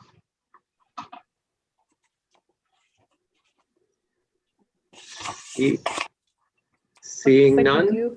No, it looks like Mr. Huguenin has a question. Okay, Mr. Huguenin. Yes, thank you, Chair Cummings, Mayor Cummings. I'm just turning that back on the tablet again. Apologize for that. I just wanted to say thank you and commend council for the recognition of Orange Shirt Day.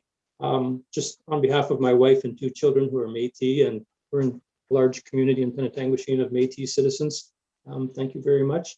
And just to note, there's a couple of community organizations who are making orange shirts available for donations to help their fundraising for the September 30th Orange Shirt Day. Thank you.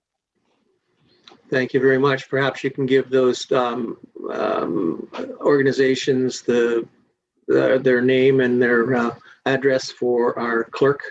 Yes. Thank you. Thank you. Any other questions from the media or public? If not, I turn it back to you, Your Worship. Thank you, Councillor Cummings. Now we will move on to Planning Community Development Services and pass it on to Chair Levy. Thank you very much, Mr. Mayor. Consent agenda, recommended action that the following consent agenda items have been given due consideration, be received for information. Monthly bylaw activity report, June 2021. Memo to Council Business Recovery Task Force meeting, number 12. Memo to Council, second quarter Planning and Community Development Department update. Does anyone wish to pull any of these items? Seeing none, do I have a mover? Councillor Vattavon-Court, seconded by Councillor Rose. All those in favor? And that is carried. Thank you very much. Under matters for consideration, site plan, 40 Thompson Road, recommended action that site plan approval be granted for the property at 40 Thompson Road, respecting block 1, 6, 7, and 8.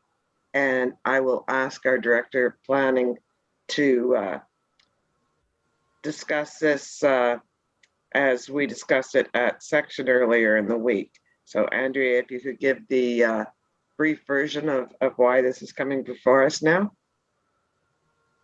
Thank you very much, Madam Chair, through you to members of council. This development application has been years in the works and is now getting to the point of development where shovels are in the ground and so forth. So there was a number of planning approvals that they would have required and still required to go through before they can get a building permit. This is one of them. And it's my understanding that we recently updated, or not recently, but we updated our site plan bylaw in between the years of the first development of the site and when it's coming forward for final approval for council. Hence why only half of the blocks which have more than 5 units are subject to site plan approval. The rest under our bylaw are not. But the development is part of a subdivision that will have a subdivision agreement associated with it. So we've reviewed it from the standpoint of the town site plan bylaw and our community design manual and are supportive of site plan approval being granted towards it. I would note that council will see this come in front of them at least 3 other times. There is still a removal of a holding symbol, subdivision agreement, and part lot control before any of these lots will be conveyed. So this is quite a layered development and council will see it many times. But for those reasons, we're not recommending an agreement be registered associated with it. It's covered under the subdivision agreement. Thank you very much, Madam Director. Do we have any questions from council on this? Seeing none, I would ask for a mover. Councillor Vattavon-Court, seconded by Councillor Mayette. And all those in favor?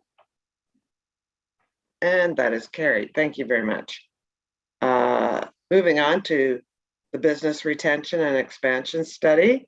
Recommended action that the business retention and expansion study dated July 5th, 2021 by Strexer, Harrop and Associates be adopted by the town of Penetanguishene, and that the staff use the business retention and expansion study as a guiding document for future studies, programs, and policies as they relate to business development in the town of Penetanguishene.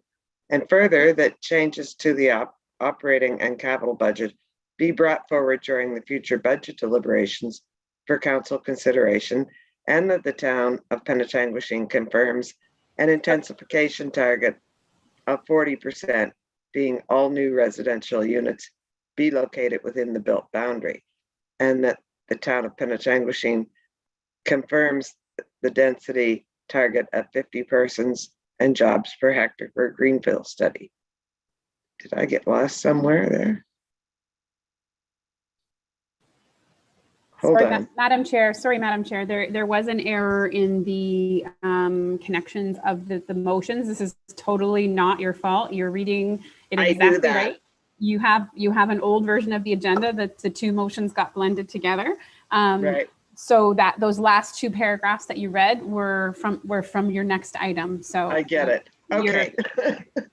I will try to shake this off and recover. So we are going to discuss the business retention and expansion study. And I believe we have both our planner, Owen Taylor, as well as consultant Adrian Harrop with us tonight. So where are we going to start, Andrea, with Owen or Adrian? Well, Owen, Chair, I can start by introducing the study. Very good, thank you. So the Business Retention Expansion Study, or otherwise known as the BRNE, was led by Strexer Harrop and Associates and began in March 2021 with support from town staff and the Business Recovery Task Force. A BRNE is an economic development initiative that proactively connects with local businesses to understand and respond to their needs over the short and long-term future. A total of 98 businesses were contacted throughout the study. Over 30 businesses participated in the survey and one-on-one interviews. The results of the study inform a number of actions to help implement these key findings that we found throughout the study to help businesses thrive in the town. The action items vary in priority, but are all equally important. They range from small initiatives such as promoting businesses on social media and things that are typically ongoing in the town, to larger matters such as developing a business marketing campaign. I'd like to thank all staff and senior staff and the Business Recovery Task Force for collaborating on this study. And of course, I'd like to thank the team at Strexer Harrop for all their hard work that they've done on this study. I think we've ended up with a very high quality document with great implementation potential. And I would now invite Adrian from Strexer Harrop and Associates for a presentation to go into a little bit more detail. Thank you, Owen. Go ahead, Ms. Harrop. Hi, everyone. Thanks for having me. My name is Adrian Harrop. I am the principal consultant at Strexer Harrop and Associates, and I was the lead consultant on your project. I hope everyone had a chance to review the final report. Tonight, I'll provide a summary of the survey and review the themes and the action items. And if you have any questions or changes, we can go over that afterwards. Just share my screen.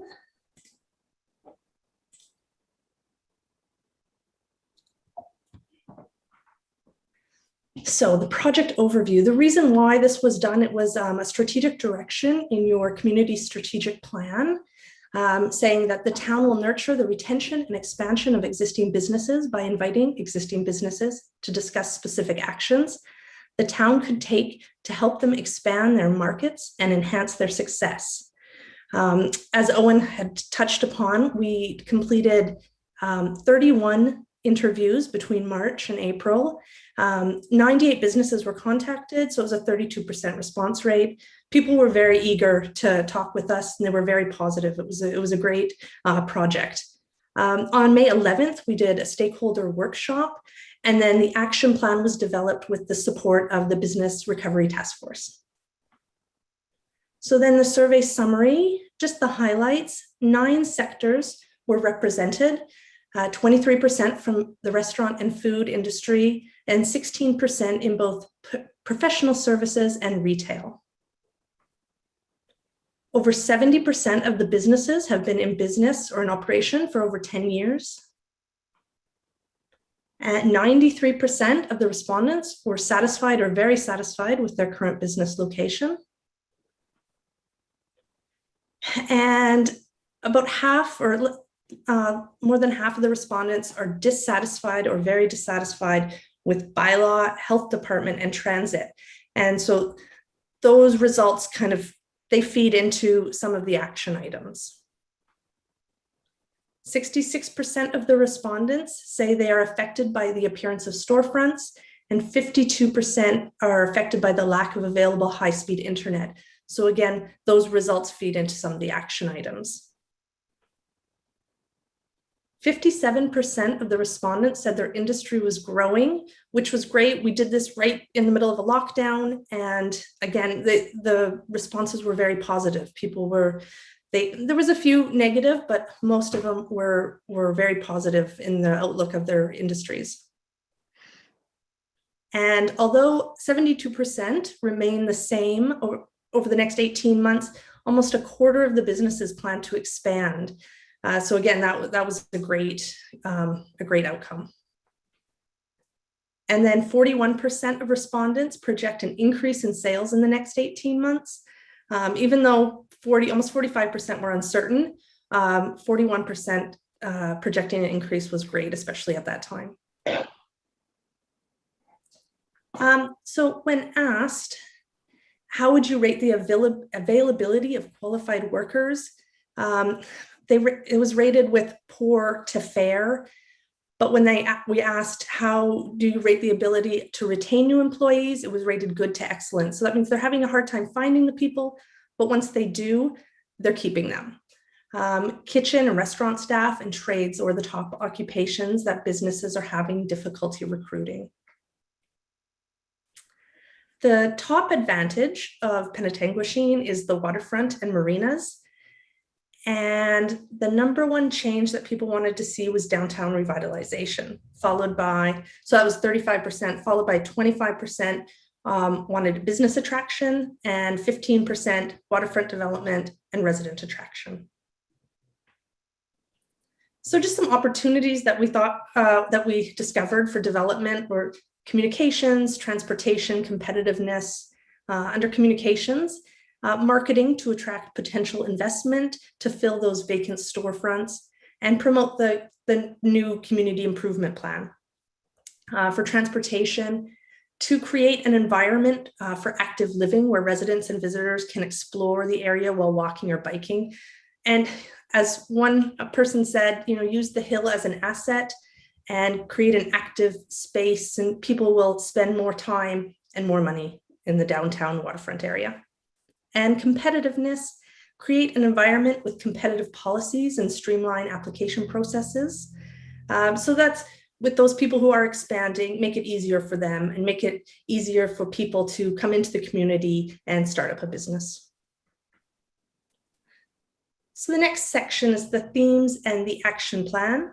So the first was energize the downtown. Long-term economic development and social well-being of the downtown can be achieved by improving communications, creating a vision, experiences and animated spaces, and encouraging investment by landlords and property owners. Under business development, improving customer service, creating a competitive environment, and attracting the businesses, entrepreneurs, and residents that will achieve a vibrant downtown and waterfront. And the waterfront connections, for overall economic development of Penetanguishene, the town should create experiences and opportunities at the water's edge and make a stronger connection between the town entrance, the waterfront, and the downtown. So then the action items under each theme, promote the community improvement plan, build a property owner database, so you can communicate with the property owners, not just the business owners. Sustain downtown beautification. Lots of businesses talked about downtown revitalization, and it was a priority for them. The town has already invested millions of dollars, so we just want to make sure that's sustained and make sure that the business owners see that beautification happening. Also encourage a downtown task force, and this would be a business-led task force. Encourage extended business hours, specifically in the summertime, and enhance marketing and communications. Under business development, advocate for high speed, conduct a gap analysis. So just ask the businesses and the visitors and the residents what's missing in the downtown, what specifically is missing. Develop an investment attraction marketing campaign, support a Win This Space competition, complete a bylaw review, and increase efficiency. So just make sure that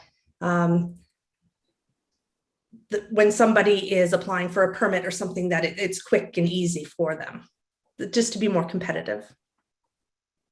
And the waterfront connections, create an animated waterfront, promote an active waterfront, identify business opportunities along the water's edge, connect the waterfront and downtown, and create an age-friendly waterfront. Are there any questions or comments? I'll stop sharing now.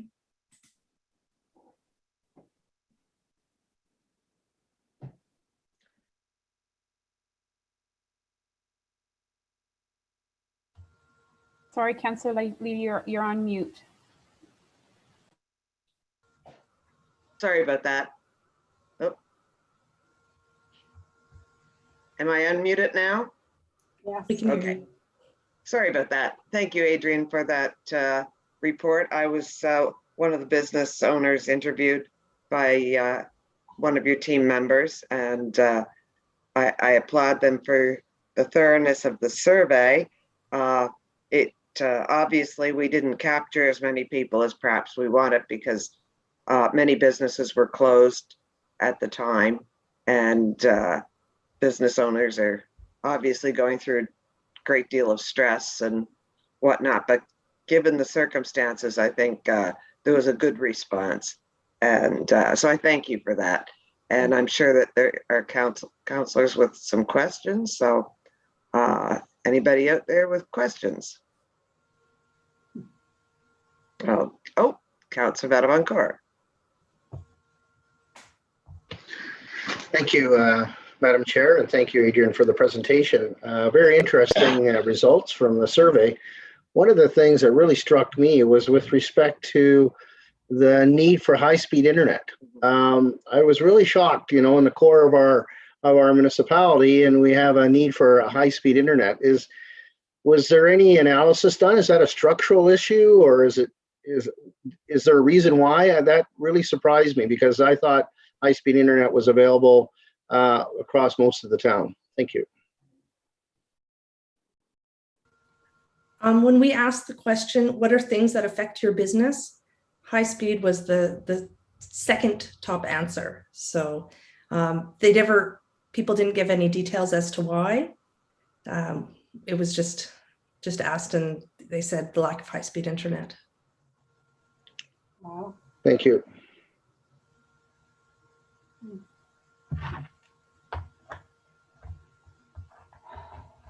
I too was puzzled by that. I have great internet at home and at my shop, so I couldn't figure out how anyone on the main street or the downtown core anywhere in the business community doesn't have good internet, but apparently they don't. Councillor Cummings? Thank you, Madam Chair. Just a question, Adrian. It says that about 53 or 54% were dissatisfied with the bylaw. Did they have any explanation for that? It was the bylaw department, and I think it had a lot to do with parking. Yeah. Those were the comments that were added. So over parking or under parking or? People parking in a business's space, not long enough or adequate parking. So businesses or people are parking in spaces that they're not supposed to. Okay. That was the biggest complaint. Okay.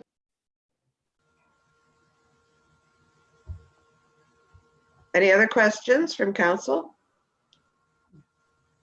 Okay, I didn't get a mover or seconder for this yet, I don't believe. Nope. Okay. Do I have a mover? Councillor Vadavon-Cor, seconded by the Deputy Mayor, Anita Dubo, and all those in favor, please. And that is carried. Thank you very much, Council, and thank you, Adrian, and thank you, Owen. Yep. Thumbs up. It's a good report.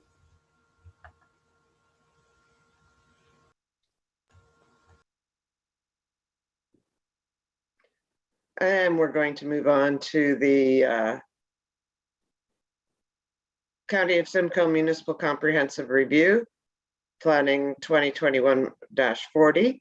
Recommended action that the town of Penetanguishene confirms an intensification target of 40%, being all new residential units be located within the built boundary, and that the town of Penetanguishene confirms a density target of 50 persons and jobs per hectare for greenfield development. Planning 2021-40, re County of Simcoe MCR results of public meeting for zoning bylaw amendment, file number ZA 4 2021, 39 Yeo Street. Oops, hold on. I'm moving on.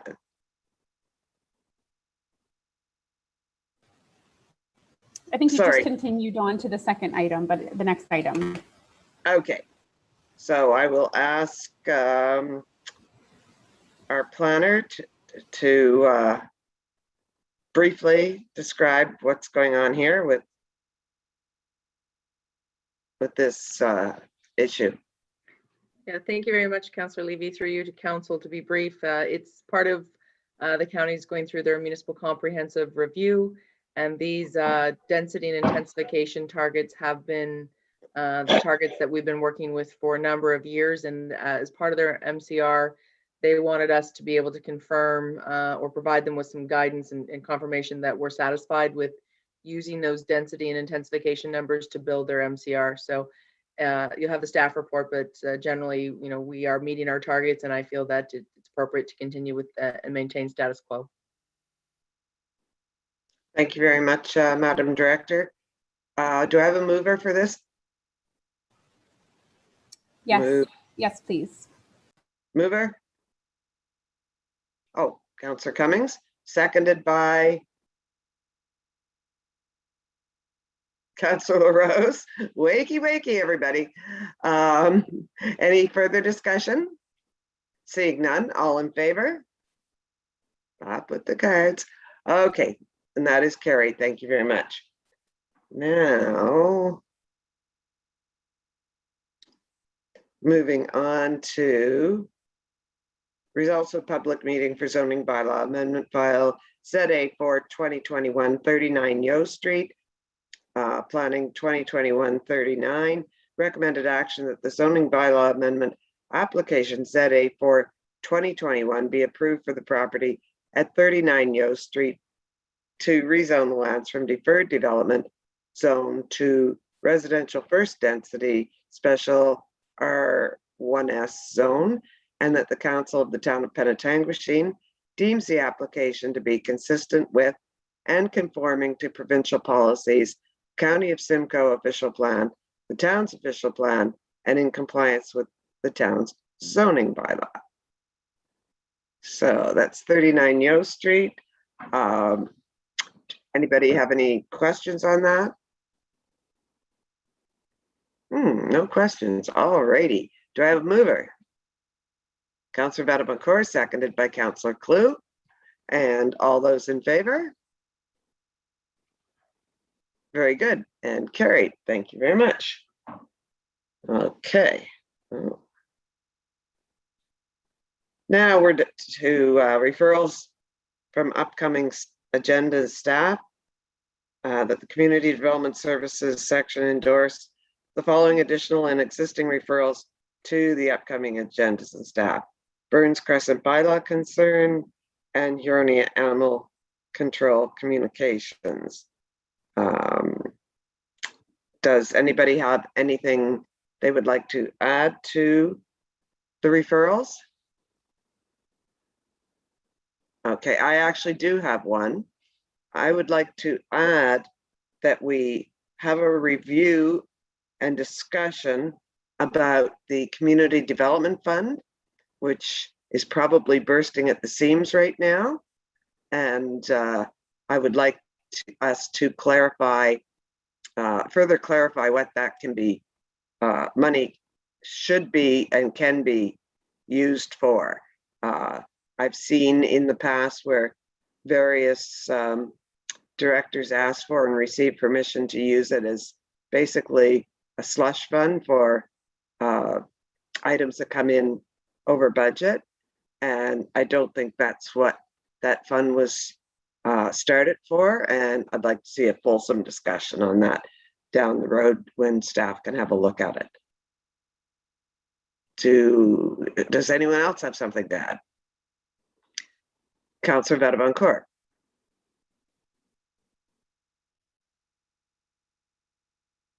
Councillor Vadavon-Court, you wanted to add something? Thank you, Madam Chair. I was just getting my mute button there. I think the item that we pulled from the consent agenda dealing with Fuller Avenue, Mercer, I think that's a referral item if I'm not mistaken. I believe you're right. So that would be 2 additions. Okay, does anyone have anything to say about adding those? Stacy, you good with that?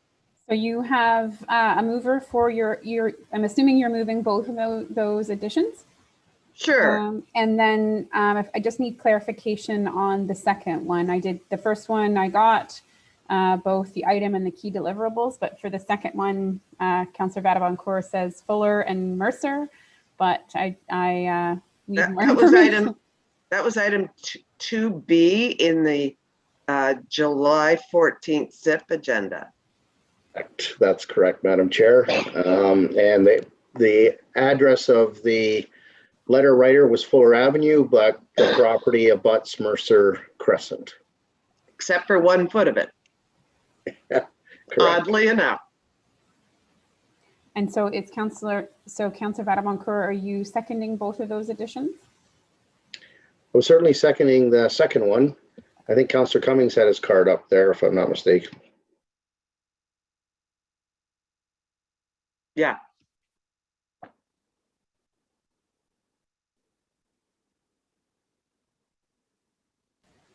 Okay, you can call for the vote on that if you'd like, Councillor Levy. Thank you very much. All in favor? And that is carried. Thank you very much, Council. It's time to move on to question period from media and public. I think I have a question here from Mr. Huguenin. Tony, go ahead. Yes, thank you, Chair Councillor Levy.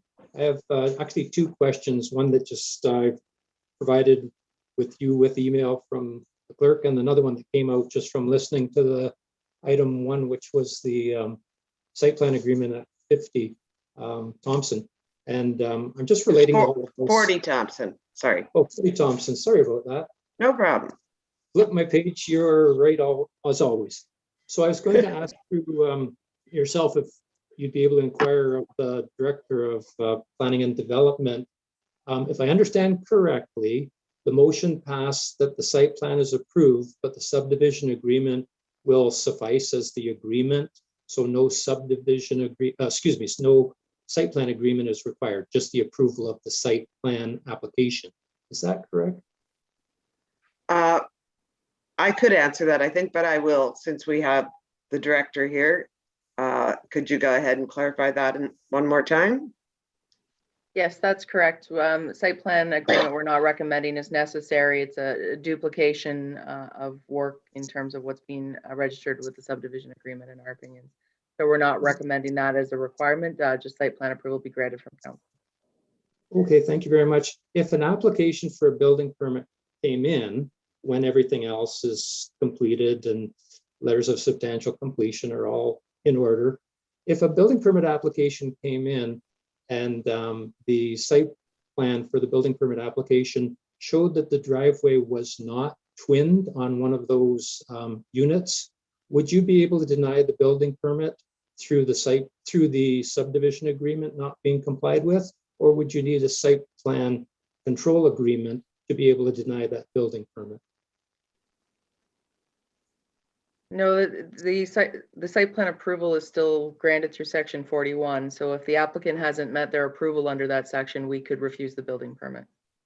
Okay, thank you. And the second question is, I'm still wrestling with the number of 4 units and 5 units. Could you explain again why 4 units fall under the site plan control bylaw? Because it seems that the characteristics of the property at a 4-unit townhouse would be very similar to the characteristics at a 5-unit or 6-unit or 7-unit to the max 8. The characteristics would be very similar, and there'd be benefits to being able to look at that and approve that for 4 and up. And I'm wondering, why is it 5 and up? In response, I'm not 100% sure why the bylaw was written the way it was to require a site plan for units of 5 and more. That's the literal definition of what's in the bylaw, and so that's how we've applied it for site plan approval for that property. Yes, Thank you. Thank you, Andrea. Okay, thank you for your questions, Mr. Huguenon. The second question, Chair Levy, was the question that you had received the email on, which was the county's Municipal Comprehensive Review Planning Report 2021-40. And I was going to ask, I had sent the email through yesterday highlighting this page 2, second last paragraph. Overall, the town is meeting the targets for intensification and density as a primary settlement area. And then my question, the next sentence, although it's been noted that the density that which achieves the target may not always be compatible. And I stress that word, may not always be compatible with the existing neighborhood areas. And I wanted to get a better of an understanding, that's what I requested in my email, a better understanding of what that means. Where was it previously noted? Although it has been noted. And I read the report through, and I can't find in report 2021-40 anywhere where this has been previously noted. And then I have difficulty with the word compatibility, because if you're not always able to provide compatibility with the existing neighborhood, then how do you ever comply with the official plan under the provisions which require compatibility under 212F? The proposal is compatible with surrounding development. So compatibility is a very important item for me to understand. I won't go into it, but because of the development proposed at 123 Robert Street East. So I'm trying to get an understanding of what was meant with the use of the terminology of the compatibility not always being able to be compatible with existing neighborhood areas. Okay, thank you, Mr. Huguenon. I think we understand your question. Andrea, would you like to make a brief comment on this? Certainly, I can try my best. I mean, obviously, compatibility is site specific and contextual specific. So it's not something that I could say, you know, every development is not compatible just given that it's in a, you know, has a certain density. So compatibility can be broad, can be, you know, incompatible land uses, densities, built forms, type and style of housing, natural features and such. So it's a broad statement. And I would note that this has been a general comment that we've heard about compatibility, because typically the greenfields where you're trying to achieve these densities are more in your fringe or rural areas. So typically those areas are already at a low density or even sort of rural type land uses. So compatibility there is really can be striking as compared to other areas, but it is intended to be a very general statement. Thank you very much, Director Betty. Thank you again, Mr. Huguenon, for your questions. And that concludes our meeting. And I'll hand that back to Mr. Mayor.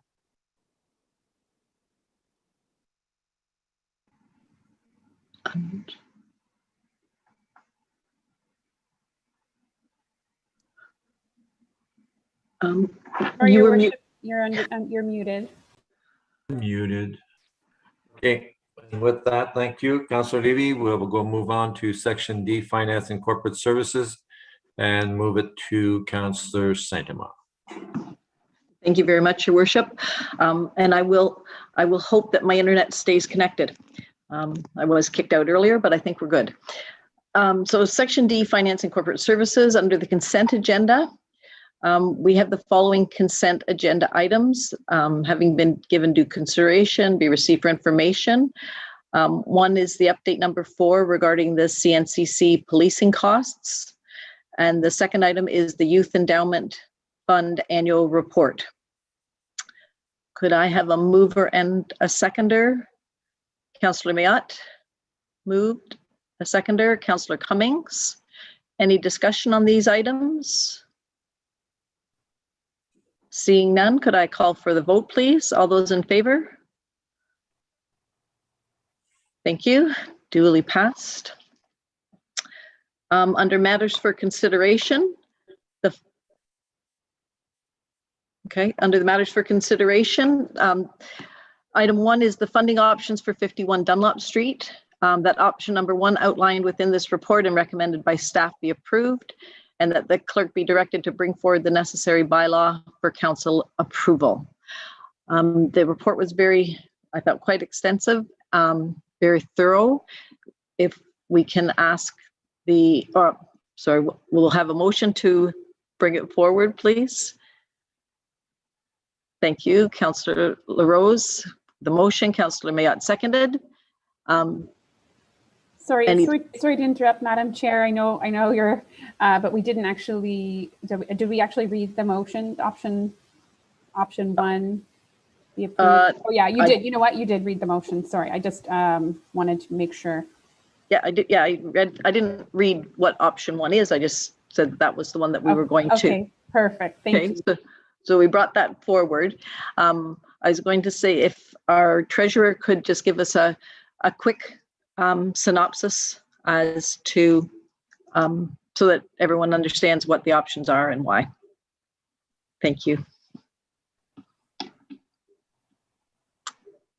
Certainly, Madam Chair. And in terms of the funding options presented, it is based on the estimated actual costs related to the purchase of 51 Dunlop Street, as well as the demolition and abatement and other related costs surrounding that transaction. So in total, the actual to date and the future estimated costs related to the property, like I mentioned, the demolition, asbestos abatement, third-party abatement review service, as well as communications and other related costs related, such as insurance, legal, and other costs. It totals an estimate of 3.15 million. Option 1, which is the staff recommendation, is to utilize multiple sources of funding within the town financials. So option 1 is recommended to use an anticipated 2020 surplus that I'll be presenting in the near future. It is currently estimated at about $600,000, as well as utilizing the Community Development Fund reserve. I'm just looking for the amount here, sorry.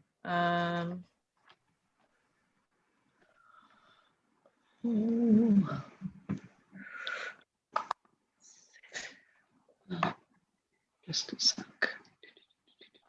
So the recommendation is about 1.55 million being used from the Community Development Fund reserve, and the balance being approximately $1 million would be an internal loan from the Hydroelectric Commission Reserve Fund.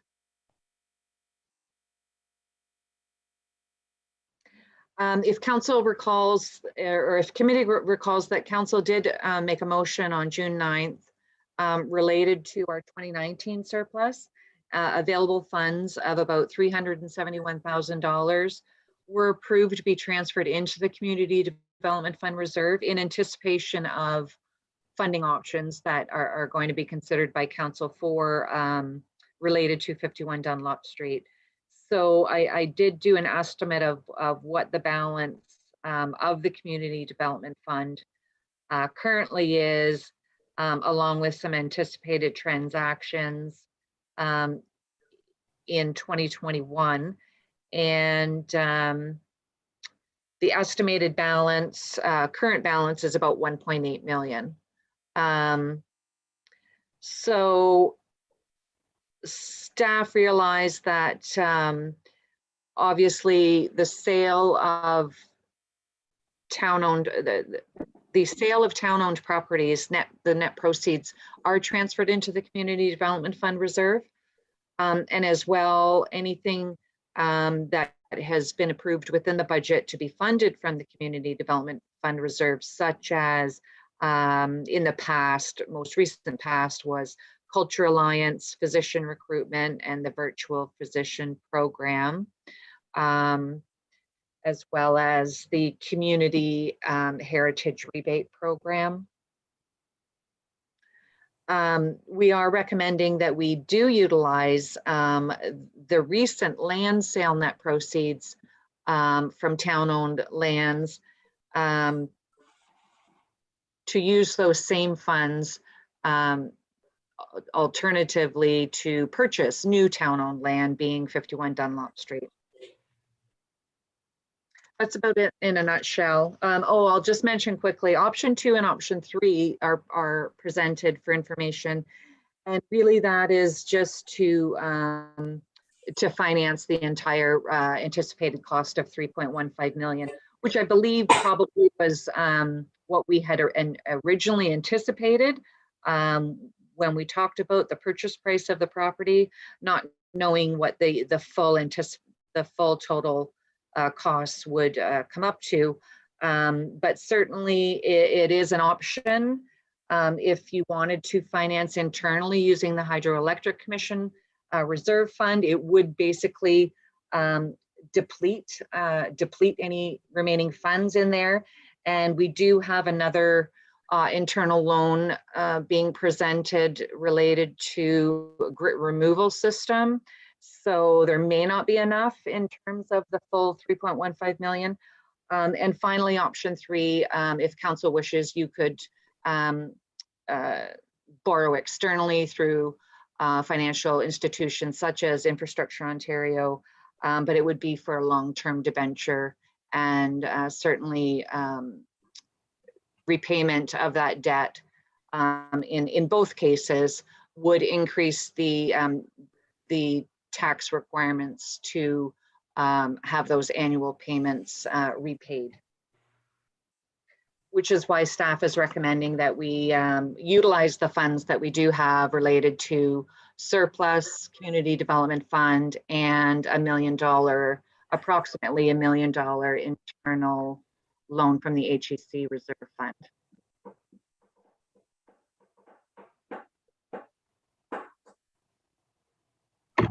Thank you very much, Carrie. That's great recap. Are there any questions? Are there any concerns? All right. Oh, Councillor Levy? Yes, I'm not in favor of using most of our Community Development Fund, which I just put on the referral agenda under planning. But I will certainly go along with council if that's their wish. I have mixed feelings about it, but if that's what council deems necessary to make this palatable, then I'll join with you. Thank you. Thank you very much. Any other questions or concerns? We will then call for the vote. All those in favor? Any opposed? And it is passed. Thank you very much. Referrals to the upcoming agenda. Referrals at the Finance and Corporate Services section. Sorry, get this to move. Endorse the following additional and existing referrals to upcoming agendas and staff. And the items that we have on is Huronia Airport Commission roadmap update, procedural bylaw review, and the OPP policing costs, CNCC recovery. The CNCC, because we've just voted on it, can that be taken off, or we're going to be, I know we're going to continue working on it, so do we just leave it on? Councillor Vadeboncor? Thank you, Madam Chair. I'd ask for this to be put on, and I would suggest, in response to your question, that it remain. Okay. I think the issue is still at hand. You know, we had a discussion, excuse me, in our earlier council meeting, you know, and you know, Councillor Rose makes a very good point. You know, we're still in a fight here with respect to how policing costs at the CNCC are allocated. So I think that still continues. We had a very good update report earlier at our committee of the whole meeting, but there's still work to be done. I voted against what Councillor Rose proposed because I didn't agree with the tactic, but I do agree that from the municipality standpoint, I think it's a matter of equity. It shouldn't be the municipal property tax base that pays for policing at this institution. It should be provincial sales tax or provincial income tax. It should be a provincial responsibility. These are people that come from various parts of the province. So it's an equity issue, and I would hope that we would continue to press as firm as we can with our MPP and with the government. And with that, Madam Chair, I'll just have I have one question with respect to the upcoming AMO conference. Typically, we ask for delegations. It's been virtual. I think it was virtual last year. I think it's virtual this year. Will we be asking for a deputation with the Minister of, I think it's the Minister of Solicitor General? Maybe it's not Minister, it's just Solicitor General, which I believe is responsible for policing, because I think it's important that we continue to press this. So I believe that it should stay on. Thank you. Okay. Thank you very much. Mayor LaRue? Thank you, Madam Chair, and full agreement with Councillor Vadeboncor. It should remain, and again, I must reiterate that our fight with the Solicitor General's department vis-a-vis costing on CNCC is not done, and so we will keep it on. And I believe our CAO could confirm the AMO part of it if he would, and we do intend and hope that we're going to be speaking with the Solicitor General in the near future. So perhaps I could, through you, Madam Chair, ask the CAO to comment further. Yes, go ahead, Mr. CAO. Thank you, Madam Chair. Through you to Councillor Vadeboncor. We did just receive confirmation today that we were successful in our ask for a delegation at the virtual AMO conference. We did request one. I think the deadline to ask was June 1st, so we did request back on June 1st. We're just in the process of trying to nail down what 10-minute time frame that delegation request will occur in. But to be candid with council, our ultimate goal is to get, you know, to certainly lean on that opportunity, but to our ask of Minister Dunlop was to have an opportunity outside of the AMO conference. We don't believe that the 10-minute opportunity at AMO will be quite as effective as perhaps a standalone meeting outside of the AMO conference, but certainly in response to Councillor Vadeboncor's point, we are in the process of confirming a date and a time for an AMO delegation. But again, our hope is really to get one in addition to that outside of the AMO conference, hopefully with certainly more opportunity than 10 minutes to speak to the minister. Thank you very much, Jeff. I agree. The 10 minutes would be nice, but a longer full appointment would be much better. So that being said, if I could have a mover and a seconder to keep the referrals as they all are.